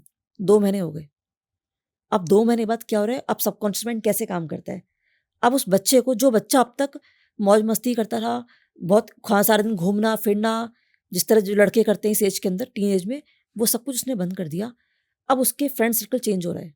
अब उसको कैसे लोग मिल रहे हैं कि भाई मेरी बहन को ना कोई काला जादू हो गया किसी के ऊपर, जो उसने कभी नहीं देखा। अब उसको लोग ऐसे मिलने शुरू हो गए, ऐसे फ्रेंड्स उसके कॉन्टैक्ट में आ गए। और अब एक हद तब हो गई, वो बच्चा रात को सो रहा है और सोते समय उसका, एक दिन वो उठता है रात को 4 बजे उठता है, अपने घर में चुपके से बाहर निकलता है और 4 बजे घर से निकल के अपने फ्रेंड के घर पहुंचता है, उसकी बेल बजाता है और उसकी मम्मी के पास जाता है कि आप मुझे किसी पंडित के तांत्रिक के पास लेके चलो, मेरे घर में भूत है, कुछ है काला साया, कोई ब्लैक मैजिक है। और उसकी मम्मी कहती है कि क्या हुआ? तब उसने बताया कि मैं रात को सो रहा हूँ और किसी ने मेरा ब्लैंकेट खींचा, मेरे दोनों पैरों को पकड़ के खींच लिया और मेरा फोन फेंक के मारा। कहाँ से हुआ? क्योंकि वो रेगुलर सुनते जा रहा था, उसका माइंड प्रोग्राम हो गया उस तरह से। लेकिन वो एक्चुअल में नहीं हुआ। एक्चुअली में कुछ नहीं हुआ था। उसने ये सब, उसको इल्यूजन होने शुरू हो गए उसको। उसकी मम्मी ने उस बच्चे की मम्मी को कॉल किया कि वो ये सब कुछ बच्चा ऐसे कह रहा है, क्योंकि डर के मारे मम्मी को नहीं बताया उसने अपनी, डर था उसको। तब उसके बाद उसके माइंड को, उसकी बहुत काउंसलिंग की गई, उसके माइंड को रिप्रोग्राम किया गया, समझाया गया उसको, और धीरे धीरे उस स्टोरीज को वहाँ से हटा के उसको कुछ और सुनाया गया, यानी कुछ और कमांड्स उसको दी गई। वहाँ से उसका माइंड चेंज होना स्टार्ट हुआ। तो ये काम करता है हमारा सबकॉन्शियस माइंड। तो वो क्या नहीं कर सकता, आप खुद सोचिए। अब एक मेरी क्लाइंट है, वो 10 साल से उसने अपने रूम से, अपने घर से बाहर नहीं निकली है। वो 10 साल से 10 साल से उसने अपने आप को मिरर में नहीं देखा था। अपने रूम के सभी, उसने अपने होल्डर्स को सबको एम्प्टी किया हुआ है कि कहीं कोई लाइट्स ऑन ना कर दे। अपना बाथ वो लेती है टॉर्च की लाइट में, अपना डिनर वो बनाती है टॉर्च की लाइट में, लंच भी। रीजन कभी किसी ने कुछ कहा था 10 साल पहले और वो बात डायरेक्टली सबकॉन्शियस में चली गई उसके, I am not good, I am not worthy. तो वो आज तक निकल नहीं पाई। अब मेरा काम क्या है? उसको लाइटिंग में लेके आना, उसको मिरर के सामने लेके आना, उसको उसके पेरेंट्स के सामने लेके आना और उसको स्टेप आउट करवाना। ये मेरा काम है। ये ऐसा होता है, मतलब कि हाँ, 10 साल तो बहुत इट्स अ वेरी ऐसे लॉन्ग टाइम। आप देखोगे, बहुत है ऐसे, एक नहीं है, बहुत है। एक बहुत लोग हैं ऐसे जो, इसको हम कहते हैं एगारोफोबिया। एगारोफोबिया। यस। तो जब आपकी एंजाइटी, डिप्रेशन, आप इन सबको हैंडल कर चुके होते हो, सबसे आप निकल के जा चुके होते हो और सॉल्यूशन कुछ मिलता नहीं है, तब एगारोफोबिया आता है। तो इसके अंदर इतनी पावर होती है कि ये आपको आपके एक रूम में लॉक कर देता है। आपकी दुनिया बस आपका वो रूम बन जाता है कि अब आप उससे कहीं बाहर नहीं जाओगे। ना किसी से मिलना, ना किसी को देखना। उसके पेरेंट्स उसको देखा नहीं 10 सालों से, उसकी मॉम ने भी नहीं देखा, एक घर में रहते हुए भी। That's weird. But this is true. तो मेरा काम क्या है? ये सब उसको वापस लेके आप आना। उसको क्या क्या क्या ट्रीटमेंट दे रहे हो आप देखो, उसको? उसको मल्टीपल, उसके ऊपर हिप्नोथेरेपी, एनएलपी मैं उसके ऊपर उसको करती मनाया हूँ। कैसे कि आपको ट्रीटमेंट चाहिए, जो इंसान नहीं मिल रहा है किसी से 10 साल से? नहीं, उसने एक- खुद ही मुझे अप्रोच किया। अच्छा, खुद किया। हाँ, उसने खुद अप्रोच, क्योंकि देखो, जो खुद हील होना चाहता है सिर्फ वही हील तो होगा। पिछले 10 साल में ना तो वो लड़की स्कूल गई या कॉलेज गई, ना उसका कोई नहीं, दोस्त बना, ना हाँ, कोई उसने, उसके कोई फ्रेंड्स नहीं है उसके। कुछ नहीं है, नहीं, और उसके वो घर वाले भी उससे बात नहीं कर रहे हैं, और घर वाले कमरे में बात भी आप कह रहे हो घर कि वाले बात करते हैं लेकिन उसको देख नहीं सकते। देख नहीं सकते, अंधेरे में रहती है आप कह रहे हो। यस। प्लस उसकी जो लाइफ एक कमरे के अंदर बंद हो गई है, मतलब दिस इज, मतलब बहुत अनबिलीवेबल है ये। देखो, स्टार्टिंग में लोगों को लगता है कि शायद मैं अपने आप हैंडल कर लूंगा। हाँ, कितने साल तो लोग ऐसे निकालते हैं कि शायद हम कुछ हैंडल कर लेंगे। हमारे पेरेंट्स खुद बहुत अच्छे काउंसलर होते हैं, वो काउंसलिंग करते हैं, हमारे रिश्तेदार काउंसलिंग करते हैं। जब सब चीज़ें सब गिव अप कर देते हैं एक टाइम के बाद और पेरेंट्स एक्सेप्ट कर लेते हैं, फिर लगता है कहीं कुछ ब्लैक मैजिक तो नहीं है, लोग वो भी ट्राई कर लेते हैं। जब देखा उससे भी कुछ नहीं हुआ, तब समझ में आता है कि कहीं कहीं ना कहीं ये साइकोलॉजिकल इशू है। उसके बाद लोग अप्रोच करते हैं। अच्छा, लेकिन आजकल लोग बहुत अवेयर हो चुके हैं। इस चीज के बारे यस, में। हाँ, अब वो बहुत ना इंस्टेंट एक्शन ले लेते हैं। उनको पता है, क्योंकि सब कुछ, इतने पॉडकास्ट हो रहे हैं, वो देखते हैं इतनी चीज़ें कि ये क्या हो रहा है, और लोग मेडिसिन पे जाना नहीं चाहते, क्योंकि मेडिसिन आपको वो केमिकल दे रही हैं जो आपकी बॉडी खुद से बनाती है ना। तो बॉडी का सिस्टम शट डाउन हो गया, केमिकल आपको उन पिल्स ने दे दिया, काम खत्म। अब अगर नींद ही नहीं आ रही है, अब हम्म। आप कह रहे हो कि चलिए मेडिसिन नहीं लेनी चाहिए, अब हाँ, किसी को नहीं नींद आ रही है तो डॉक्टर सबसे पहले उसको नींद की दवाई देगा। डॉक्टर सबसे पहले वही देगा ताकि वो, उसका माइंड रिलैक्स रहे, वो अच्छे से सो जाए। एक मेडिसिन देगा उसको एंजाइटी की, ताकि बॉडी में हैप्पीनेस केमिकल जाए। मैं पूछती हूँ लोगों से, सुबह वो मेडिसिन होती है, शाम को रात को नींद की होती है, बस ये 2 चीज़ें होती हैं। अब ये काम हमारी गट करती है। हमारा माइंड अपने आप हमारा हमारा जो गट है, हमारा सेकंड ब्रेन, वो सब केमिकल बनाता है। मैंने कहा 90% गट, वो सेरोटोनिन हमारा गट बनाता है। लेकिन अब जब आप मेडिसिन ले रहे हो तो आपने क्या करा कि आपके पास एक फ्री की मेड है जो आके रोज आपके घर को क्लीन करके जाती है, तो आप काम करोगे? नहीं। तो बॉडी का सिस्टम शट डाउन हो गया।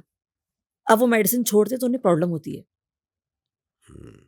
बट धीरे धीरे आप माइंड को रिप्रोग्राम करके, अगर आप डिसाइड कर लेते हो, आप उसको क्विट कर सकते हो इसलिए, और अपनी बॉडी को आप उस जोन में ले आते हो कि वो केमिकल अपने आप खुद से प्रोड्यूस करना स्टार्ट कर दे, आपका गट। अभी 2-3 केसेस की मैं बात करता हूँ आपसे। अभी हाँ। कुछ टाइम पहले एक केस गाजियाबाद में हुआ, हम्म। जिसमें कि 3 बच्चियों ने छत से कूदकर अपने आप को खत्म कर लिया। अभी उनके जो नोट्स हैं उसमें कई जगहों पर है कि वो गेम खेल रही थी, कुछ जैसे पबजी या कुछ ऐसे गेम्स होते हैं। आई एम नॉट क्लेमिंग कि कौन सा गेम था, लेकिन कुछ तो गेम्स थे जहाँ पे चैलेंजेस दिए जाते हैं, बच्चों को स्ट्रेस कर दिया जाता है और फिर वो अपने आप या तो वो इस तरह की चीजें करते हैं या कुछ और करते हैं। ये जो चीजें हैं जो बच्चों के साथ आजकल हो रही है मोबाइल के through, how dangerous is it? देखो, डेंजरस तो आप बता ही नहीं कि उन्होंने सुसाइड कर लिया, देख लिए कि ये लाइफ थ्रेटनिंग है एक तरीके से। लेकिन ये हमें इसको स्टॉप कैसे करना है? ये तो चलिए वन ऑफ द केसेस हो गया, जिसमें मैं डेंजरस आपसे कह रहा हूँ कि मोबाइल जनरली भी छोटे बच्चों को खाना खिलाने के लिए भी मोबाइल, या उनको एंटरटेनमेंट के लिए कार्टून्स। मतलब मैं किसी को जानता हूँ, मैंने पहले भी ये बात कही है कि उसने बंदे ने अपनी बच्ची, छोटी सी बच्ची, उसने उसको कोई जापानीज कार्टून्स दिखाने शुरू करे and she started speaking in Japanese. वो ओके। उसी के लैंग्वेज में बात करना शुरू कर दिया था उसने, उसको छुड़वाना पड़ा, दिखवाना उसको। हम्म। तो इस तरह की चीजें बच्चे बहुत जल्दी ग्रैब करते हैं। What is the actual as of kids, कि कहाँ से कहाँ तक? इस एज तक तो हमें बिल्कुल उनको कुछ ऐसा नहीं दिखाना चाहिए जिससे उनके दिमाग पर ऐसा असर पड़े, या उनको मोबाइल से दूर रखना चाहिए। उनको क्या एक्टिविटीज आप सजेस्ट करते हो कि देखो, लोगों को करनी चाहिए? ये तो हम कर ही नहीं सकते उनको दूर रखें मोबाइल से, ये हो ही नहीं सकता। पहली चीज़ तो ये, क्योंकि अगर पेरेंट्स मोबाइल यूज़ कर रहे हैं तो बच्चा तो करेगा ही करेगा। या तो आप खुद भी दूर रहो मोबाइल से, या तो हमारे अंदर खुद ऐसे बिहेव हो कि हम सिर्फ मोबाइल को यूज़ करते हैं जब एक्चुअली यूज़ करना है, कोई कॉल करना है, कुछ सर्च करना है तो बस। अगर जो हम करेंगे बच्चे वही करेंगे बिल्कुल, बच्चा सेम टू सेम वही करेगा। या फिर अगर दूर रख भी सकते हैं आप तो सिर्फ 9 ईयर्स तक हमारा जो माइंड है वो पूरी तरह डेवलप हो चुका होता है। तो लेकिन अब ये बिल्कुल पॉसिबल नहीं कि हम उसे दूर रख सकें, क्योंकि बच्चों का मोबाइल है, इसमें कुछ चीज़ें ऐसी जो हमें सीखनी भी है मोबाइल से। आज बच्चों की स्टडीज़ को आप देख लो, लैपटॉप चाहिए, मोबाइल चाहिए, सारा होमवर्क मोबाइल पे आता है, तो आप दूर कर ही नहीं सकते बच्चे को। लेकिन आपको सिर्फ उसको ये प्रोग्राम करके बताना है कि मुझे कि उसे कब और कितना उसको यूज़ करना है। ये आपको बच्चों को सिखाना है, बाकी चीज़ें अपने आप बच्चे सीखते हैं फिर। वो हमें देख के करते हैं बच्चे। एक बच्चे का एग्ज़ाम्पल देती हूँ मैं आपको। तो एक बच्चे को उसकी मम्मी स्टडी करा रही है। अब वो करा रही है, उसको सब्जेक्ट साइंस पढ़ा रही है, बच्चे को कुछ समझ नहीं आ रहा। मम्मी को बहुत गुस्सा आ रहा है, लेकिन वो बच्चे को थप्पड़ तो नहीं लगा रही। तो उस मम्मी ने गुस्से में अपना पेन इस तरह वॉल पे फेंक के मारना स्टार्ट करा कि तुम कितने स्टूपिड हो, तुम कितने डफर हो। वो रोज़ बच्चे को इस तरह ट्रीट कर रही है। अब एक दिन बच्चे ने मैथ में अच्छे क्वेश्चन कर दिए, मम्मी ने कुछ मिस्टेक निकाल दी। तो बच्चे ने कहा कि मम्मी यहाँ पे आप रॉन्ग हो, देखो ये तो क्वेश्चन ठीक है। मम्मी ने कहा ओह सॉरी। बस बच्चे को ये मालूम चल चुका कि मम्मी की गलती है। अब बच्चे ने क्या करा, सीधा उठाई पेंसिल और वही सेम पोस्चर में दीवार पे देके मारनी शुरू कर दी कि आप स्टूपिड हो, आप डफ हो, आपको कुछ नहीं पता। वहाँ से उसको ये एहसास हुआ कि जो मैं करती हूँ बच्चा उसी बिहेव को अडॉप्ट करेगा। उस दिन से उसने वो छोड़ दिया। वहाँ से वो छोड़ दिया, बच्चे में चेंजेस वहीं से आने शुरू हो गए। तो हम जो करते हैं बच्चा उसी को फॉलो कर देगा। लेकिन कुछ चीज़ें ऐसी जो हम नहीं करते, सोसाइटी से बच्चा अपने आप सीख लेता है। गालियाँ, कभी किसी पेरेंट्स ने बच्चे को गालियाँ नहीं सिखाई, एब्यूजिंग कभी नहीं सिखाई, और वो अपने आप सीख जाता है। इसमें कुछ बुरी बात भी नहीं है। बच्चे को इतना पागल भी नहीं होना चाहिए कि कोई उसे आए कुछ भी बोल के चला जाए, वो सोचता रहे कि मुझे ऐसी लैंग्वेज नहीं यूज़ करनी। वो अपने आप सीख जाएगा। लेकिन बस उसे ये पता होना चाहिए उसे कब कहाँ यूज़ करनी है, क्योंकि हम कभी नहीं सिखाएंगे, तो ये तो उसे अपने आप सीखना ही पड़ेगा। तो इट्स नॉट बैड, वो ठीक है। तो मोबाइल भी यूज़ करना इतना बैड नहीं है, बस उसे ये बता दो तुम्हें कब और कितना यूज़ करना है। मैं 2 बच्चों अब तक लाइफ में मैंने 3 बच्चे देखे हैं अपनी लाइफ में ऐसे, जिसमें 2 लड़कियाँ 1 लड़का है, जो मोबाइल को जब उन्हें ज़रूरत है और उन्हें कॉल करना है तो, कुछ सर्च करना है तो, बस वो तब यूज़ करते हैं। अभी तक मैंने ये 3 बच्चे देखे हैं, क्योंकि उनके पेरेंट्स भी ऐसे ही हैं, इसलिए। करेक्ट। सो पेरेंट्स का बहुत बड़ा रोल है। मैंने कहा ना, एक मॉम, डैड और टीचर, और ये 3 लोग हैं जो बच्चे की लाइफ को चलाते हैं। इनफैक्ट मुझे लगता है कि पेरेंट्स का एक बहुत बड़ा रोल यहाँ पर ये बनता है कि अगर कोई ट्रॉमा है बच्चे की लाइफ में या कुछ चैलेंजेस हैं तो उसको पहले ही ख़त्म कर दें, ताकि जो हम जिन बीमारियों के बारे में हमने बात करी आज, या जिन इश्यूज़ के बारे में बात करा, हाँ, वो लेटर स्टेज में जाके वो डेवलप ना हो। बिल्कुल। ये अगर ऐसा हो जाए तो फिर तो बहुत ही अच्छी बात है, क्योंकि पेरेंट्स ना बच्चों को क्या दिखाते हैं, हम पेरेंट्स हैं। लेकिन अब वो ज़माना नहीं है। हुँ, पहले के टाइम में तो अभी मैं आपको जितने भी मैंने एग्ज़ाम्पल दिए ना आपको, जब मैं इनसे पूछती तुम्हारा पास्ट कैसा रहा है? मैम, मम्मी-पापा 3rd डिग्री टॉर्चर यूज़ किया करते थे। अगर कभी मुझे आने में, मैं गया हूँ साइकिल चलाने, ये छोटी-छोटी बातें आप सोचिए कि मैं साइकिलिंग के लिए गया हूँ, मम्मी मुझे बोलती थी तुम्हें 20 मिनट्स में आना है, और अगर कभी मुझे 25 होते थे तो मम्मी मुझे मारती थी बहुत। ये उनके बचपन के ट्रॉमा है उनके बच्चों के। यहीं से उनको आईबीएस और ओसीडी वाले बच्चे हैं ये, जिनका एग्जाम्पल दे रही हूँ मैं आपको। ये ओसीडी वालों के एग्जाम्पल है कि यहाँ से उनको, और हमें स्कूल में टीचर कभी भी कुछ कहती थी, मम्मी मुझे घर में बहुत गुस्सा करती थी। अच्छा, ओसीडी एक्चुअली है क्या? देखो, ये ऑब्सेसिव कंपल्सिव डिसऑर्डर, यानी आप एक ही काम को नंबर ऑफ टाइम्स करते, क्योंकि मल्टीपल टाइम मेरी करते हो। अंडरस्टैंडिंग अब तक ओसीडी को लेकर ये है कि उनको हर चीज ऑर्गेनाइज चाहिए, नहीं, ऑर्गेनाइज तो सभी को चाहिए, घर में सभी बोलते हैं ऑर्गेनाइज चाहिए। क्योंकि जितना रील्स बनती है, जितना मैं देखता हूँ, तो वो कुछ ऐसी हरकतें करते हैं जो ओसीडी वालों को परेशान करे। मतलब कि जैसे सपोज कुछ मेसी चीज़ें उनको नहीं अच्छी लगेंगी, उनको अपने शूज़ बिल्कुल वैसे ही चाहिए, बेड बिल्कुल साफ़ चाहिए, वॉशरूम बिल्कुल साफ़ चाहिए। मेरी अंडरस्टैंडिंग ये है, ये सब देखने के बाद, कि ओसीडी शायद उनको कहा जाता है और जिनको साफ साफ सुथरा चाहिए। And I tell you something, there are lot of people, वो बड़े प्राउडली इस बात को बोलते हैं क्योंकि उनको लगता है कि हम अब तक यार मुझे ओसीडी की प्रॉब्लम है। They are saying it and हाँ, क्लेमिंग बहुत इट, एंड द बोलते हैं। रीजन इज क्योंकि वो ये दिखाना चाहते हैं कि यार हमें साफ सफाई पसंद है। तो हाँ। उसकी जगह पे वो कह रहे हैं कि हमें ओसीडी की प्रॉब्लम है। तो हाँ व्हाट जी। एग्जैक्टली ओसीडी इज, ये थोड़ा एक्सप्लेन करिए नहीं, ताकि देखो, जो लोग क्लेम कर रहे हैं उनको समझ में आएगी है क्या। जब हम चीज़ों को ऑर्गेनाइज करते हैं ना, तो अगर आपने एक बार ऑर्गेनाइज कर दिया तो आप आराम से बैठ जाओगे उसके बाद। आप उसको बार-बार चेक नहीं करोगे। जब आप नंबर ऑफ टाइम उसको चेक करते हो, नंबर ऑफ टाइम वो, और आप इतना चेक करते हो कि अब आपको लगता है कि ये नॉर्मल नहीं है, ये जो मेरे को डिस्टर्ब कर रहा है, वो ओसीडी है। यानी अगर आप अपने हैंड वॉश करने गए, आप number of time hand wash करते रहोगे, आप 3-3 घंटे में वॉशरूम से निकल कर आओगे बाहर। क्या बात कर रहे हो? 100% ऐसा ही होता है ओसीडी में। तो आप, अगर आप सपोज आपने कहा कि अपना मेरा सोफ़ा ठीक होना चाहिए, तो वो इंसान सारा दिन सोफ़े के बारे में सोचता रहेगा, उसी को ठीक करता रहेगा पूरा दिन। उसके पास यही थॉट चलते रहेंगे कि मेरा सोफ़ा ठीक नहीं है, मेरी कार ठीक से नहीं खड़ी। वो सारा दिन कार को ही पार्क करते रहेगा, अपने लॉक को ही चेक करता रहेगा। अगर वो वॉशरूम में है, और कैसे करते हैं ये लोग, इनके पैटर्न फिक्स हो जाते हैं। क्योंकि पैटर्न भी ये खुद से फिक्स करते हैं कि जब लगता है कि लाइफ बहुत ख़राब हो चुकी है, अब हम करें क्या? क्योंकि ओसीडी वाला पर्सन कुछ करने के लायक नहीं बचता, वो पूरा दिन ओसीडी के पैटर्न में ही फँसे रहता है। काम भी नहीं कर सकता। जॉब छूट जाती है, मैंने देखे हैं, डाइवोर्स होते हुए देखे हैं मैंने तो। ये तो जॉब तो बहुत छोटी चीज़ हो गई। अब वो कुछ करने के लायक तो बचा नहीं है। अब वो अपने आप से रोज़ फाइट करता है कि चलो आज मैं ठीक करता हूँ अपने आप को।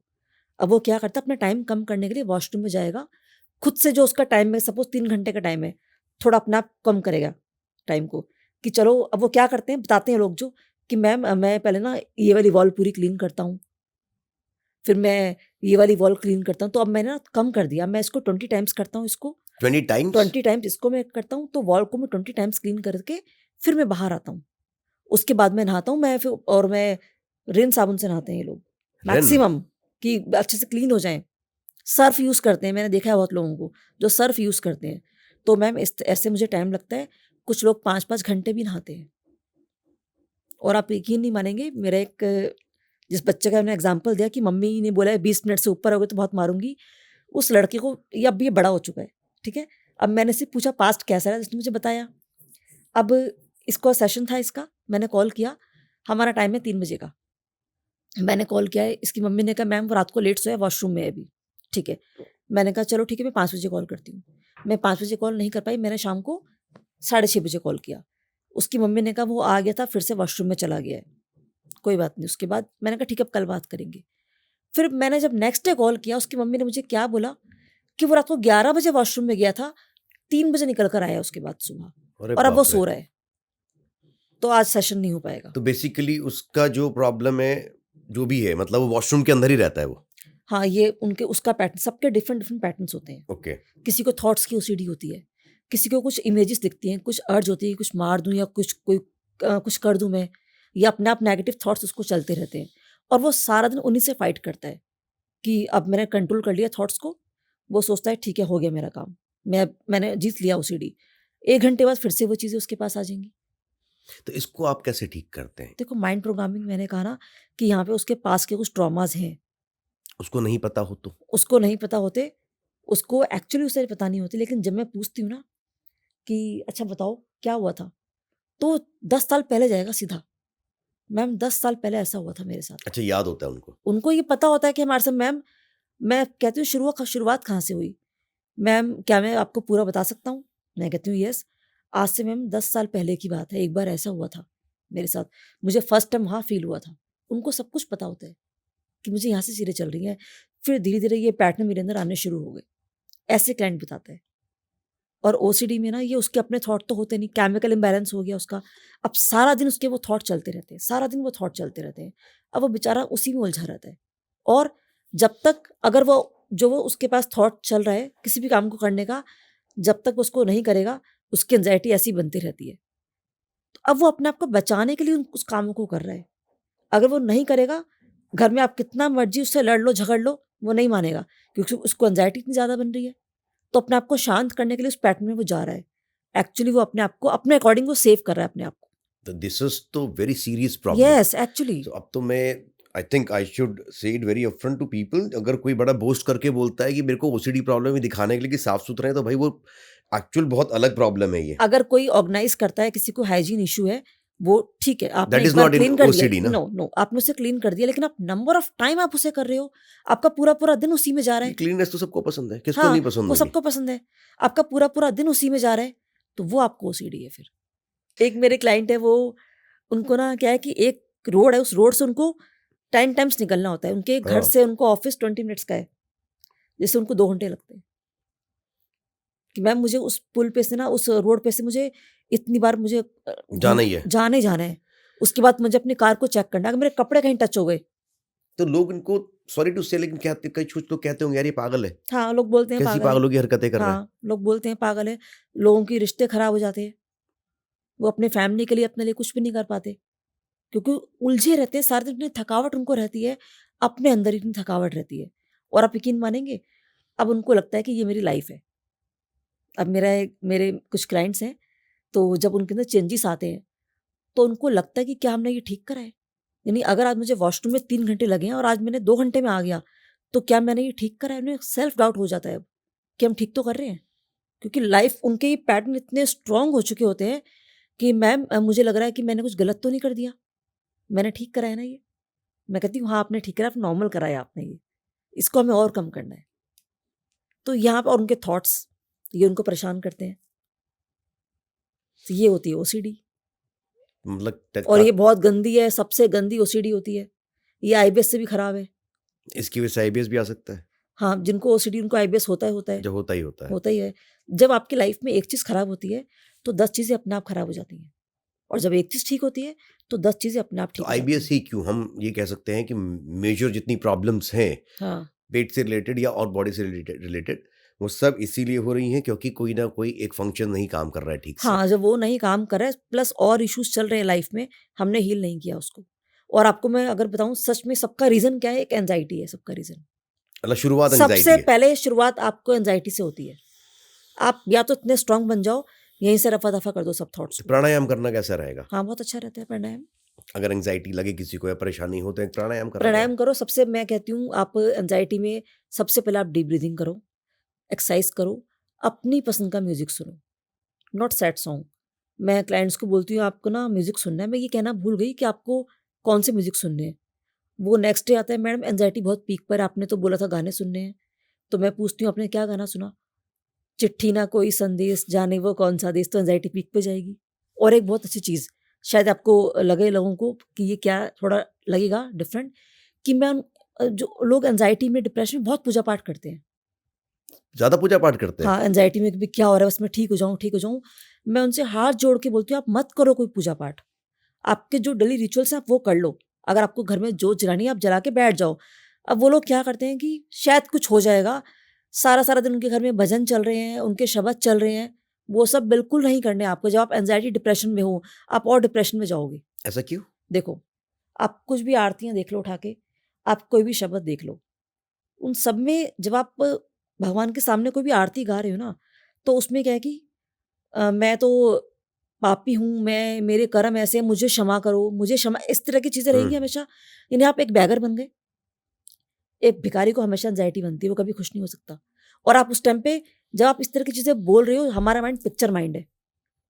हमारा माइंड, आप जितने भी शब्द कितनी बार आप सुनोगे, आरतियाँ मैं देखती हूँ बोलते हैं, तो उसमें हमारा माइंड, क्योंकि पिक्चर माइंड है, हम जो बोल रहे हैं अपने लिए, वो पिक्चर हमारे सामने आ रही है माइंड के पास। और मोस्ट ऑफ द भजन्स मैंने ऐसे सुने, मतलब अब सारे तो नहीं कह उसमें सकते, हम कुछ ऐसे उसमें जिसमें थोड़ा सैड सा म्यूजिक होता है। उसमें म्यूजिक की बात नहीं, म्यूजिक तो है ही, उसमें जो वर्ड्स आप देखोगे ना, बहुत बार उनके वर्ड्स बहुत सैड होते हैं अपने हमारे अपने लिए, और हम उसमें सिर्फ भगवान को अप्रिशिएट कर रहे होते हैं कि तुम ही हो सब कुछ, मैं ऐसा हूं, मैं वैसा हूं, मैं ये भी नहीं कर सकता, कि हम सेवक तुम स्वामी, किस तरह की चीज होती है ना।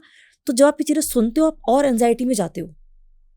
तो फिर क्या करना चाहिए? आप अपनी चॉइस का इंसान तो सबसे पहले परेशानी में सबसे पहले भगवान को ही देखता है। आप भगवान की पूजा करो, जो आपके रिचुअल से आपने जोत जला दिया, आप मंदिर जाते हो, आप एक बार करके आराम से बैठ जाओ, सारा दिन आपको वो सब नहीं सुनना, आपको यहाँ पे अपनी चॉइस का म्यूजिक सुनना है। वो सैड सॉन्ग नहीं होना चाहिए, पार्टी करनी चाहिए। पार्टी करो, ट्रेडिशनल होना चाहिए, वो आपके ट्रेडिशनल रोमांटिक और जो भी आपको अच्छा लगता है, जो भी लैंग्वेज है वो आप सुनो म्यूजिक। रोमांटिक चाहिए, रोमांटिक सुनो, नए पुराने सब सुनो, लेकिन वो सैड सॉन्ग नहीं होने चाहिए। और सारा दिन आपको भजन शब्द कीर्तन उस टाइम पे नहीं करने। मैं कहती हूँ बहुत अच्छी चीजें हैं, बट इस थेरेपी का पार्ट नहीं है। मैं उनको बोलती हूँ स्पेशल आप ये मत करना अभी। सो बेसिकली डिस्ट्रैक्शन चाहिए हाँ, हमें अपने उन थॉट्स से, ना कि हमें वापस ऐसी चीजों को सुनकर या देखकर वापस थॉट्स वो नहीं नहीं आने चाहिए, देखो, इसकी वजह से प्रॉब्लम है। डिस्ट्रैक्शन नहीं, हमारा माइंड पिक्चर माइंड है। हम माइंड को जो पिक्चर दिखाते हैं वही माइंड हमारा परसीव करता है, उसी को फील करता है। पिक्चर माइंड है क्योंकि हमारा सिर्फ, जब हम जो भी उसमें वर्ड्स बोलते हैं, हम एक एक वर्ड्स को अपने से रिलेट, हम लोग बहुत ज़्यादा भक्ति वाले हैं, हम एक एक वर्ड को अपने से रिलेट करके बोलते हैं। मैं तो हूँ ही ऐसा। जब अपने आप को, माइंड को नहीं पता कुछ भी, आप कैसे भी बोल रहे हो, वो तो सुन रहा है जो आप फील कर रहे हो, वो जो फीलिंग आप ले रहे हो, सबकॉन्शियस माइंड उसी पे काम कर रहा है। तो एंजाइटी पीक पे जाएगी आपकी, आप कुछ भी कर लो चाहे। कुछ लोग बैठते हैं, मैम मैंने 2 घंटे तक बैठ के पूरा ये वाली आरती के लिए चालीसा करा, फिर मैंने ये पढ़ा, फिर मैंने वो पढ़ा। मैं कहती हूँ भाई ये सब मत करो कुछ दिनों के लिए, आप थोड़े दिन रुक जाओ, उसको लिमिट में करो। वहाँ पे चीज़ें, आपका माइंड वहाँ पे फिर हील होने, शिफ्टिंग वहाँ से स्टार्ट लेकिन होती क्या है। ऐसे में जब आप ये कहते हो कि आप ये मत करो, तो ऐसा नहीं होता कि उनको डर का एहसास होता है कि अरे मैं नहीं करूंगा तो भगवान मेरे साथ अच्छा ना बुरा ना कर दे? हाँ, होता है ना, बिल्कुल होता है, तो अब बिल्कुल। एक और प्रॉब्लम शुरू हो गई फिर नहीं, तो। नहीं, तो मैं क्या बोलती हूँ इसलिए कि आपके जो डेली रिचुअल्स हैं आप वो करो लिमिट के अंदर, 5-10 मिनट का जो आप करते हो बस वो सुबह-शाम करो अपना। भगवान आपके साथ हमेशा, उनको काउंसलिंग की जाती है इसके लिए उनकी। अगर वो समझ जाता है, और लोग समझ जाते हैं, क्योंकि देखो पता है क्या है, जब अपने ऊपर बात आती है हम उस टाइम कुछ भी नहीं सोचते कि मुझे ठीक हो ना, अब कुछ भी हो जाए। तब मैं उनको ये कहूँगी ना, आपको ना भगवान तो आपके साथ है, आपको मानते हो भगवान को, वो मान लेते हैं उस बात को कि हाँ ठीक है, मैडम मुझे इससे ठीक होना है, आप कुछ भी जो आप कहोगे मैं कर लूँगा वो। उस टाइम वो सब कुछ छोड़ भी देते हैं, क्योंकि एंग्जायटी इतना परेशान करती है उनको कि अब उन्हें ठीक होना है। अच्छा, थॉट्स को कैसे पॉजिटिव बनाया जाए? क्योंकि ऐसे इन केसेस में सबसे पहले थॉट्स को ही पॉजिटिव बनाना पड़ेगा। हाँ, तो क्या कोई एक तरीका होता है कि हम अपने थॉट्स को पॉजिटिव बनाएं? क्योंकि देखिए, ये तो एक्सट्रीम लेवल ऑफ बीमारियों की बातें हो रही है, ओसीडी हो गई, मेंटल हेल्थ प्रॉब्लम हो गई, आईबीएस हो गई, या फिर हम जितनी भी बातें कर रहे हैं वो सब एक्सट्रीम लेवल प्रॉब्लम, एंग्जाइटी हो गई। कहीं तो शुरुआत होती है, देखिए चिंगारी हल्की सी चाहिए पूरी आग भड़काने के लिए। तो अब उस चिंगारी को कैसे बुझा दिया जाए तभी? देखो तो कैसे थॉट्स को पॉजिटिव करा जाए? ये ना बहुत स्मार्टनेस का काम है ये। पहले चीज़ तो ये है कि हमारे पास एक दिन में 70,000 थॉट्स तो आते ही आते हैं माइंड में, ठीक है? जिसमें से 80% थॉट्स नेगेटिव हैं और 90% हमारे रिलेटेड है पास्ट के साथ। डिपेंड करता है कि 80% नेगेटिव नहीं कह सकते, लेकिन हाँ डिपेंड करता है person to person also. Depend भी करता है परसेंट, बट और पास्ट हमारा हमेशा साथ में रहता है।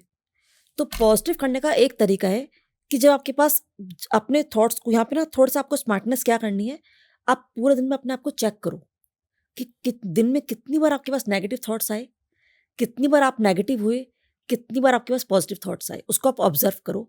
जब आपने ऑब्जर्व किया उसके बाद चेंज करना स्टार्ट करो अपने आप को। और कैसे चेंज करेंगे? ऐसे कि आपको खुद को पता भी ना चले, क्योंकि नेगेटिव थॉट आना बहुत ही नॉर्मल प्रोसेस है एक। और इस पूरे प्लैनेट पर ऐसा कोई भी पर्सन नहीं है जिसको नेगेटिव थॉट ना आते हो। आपको भी आते होंगे, हम सबको आते हैं, तो उसे आप कंट्रोल नहीं कर सकते। कोई ऐसा है ही नहीं, एक भी दिखा दो आप मुझे, कोई नहीं है। और जब एक थॉट आता है, उस थॉट के संग उसके इमोशंस भी आते हैं। ये पूरे वेव की तरह चलते हैं, थॉट्स प्लस इमोशंस। अब थॉट काम कैसे करता है वो उसको हमने समझ में आ गया ना। एक थॉट आया, आज किसी बात पे मूड खराब है, एक थॉट चल रहा है, वो थॉट आएगा, उसका इमोशन आ गया साथ में। अब मैं बैठी हुई, मूड चल रहा है यार, मेरी एज 36 हो चुकी है, अभी तक मेरी शादी भी नहीं हुई।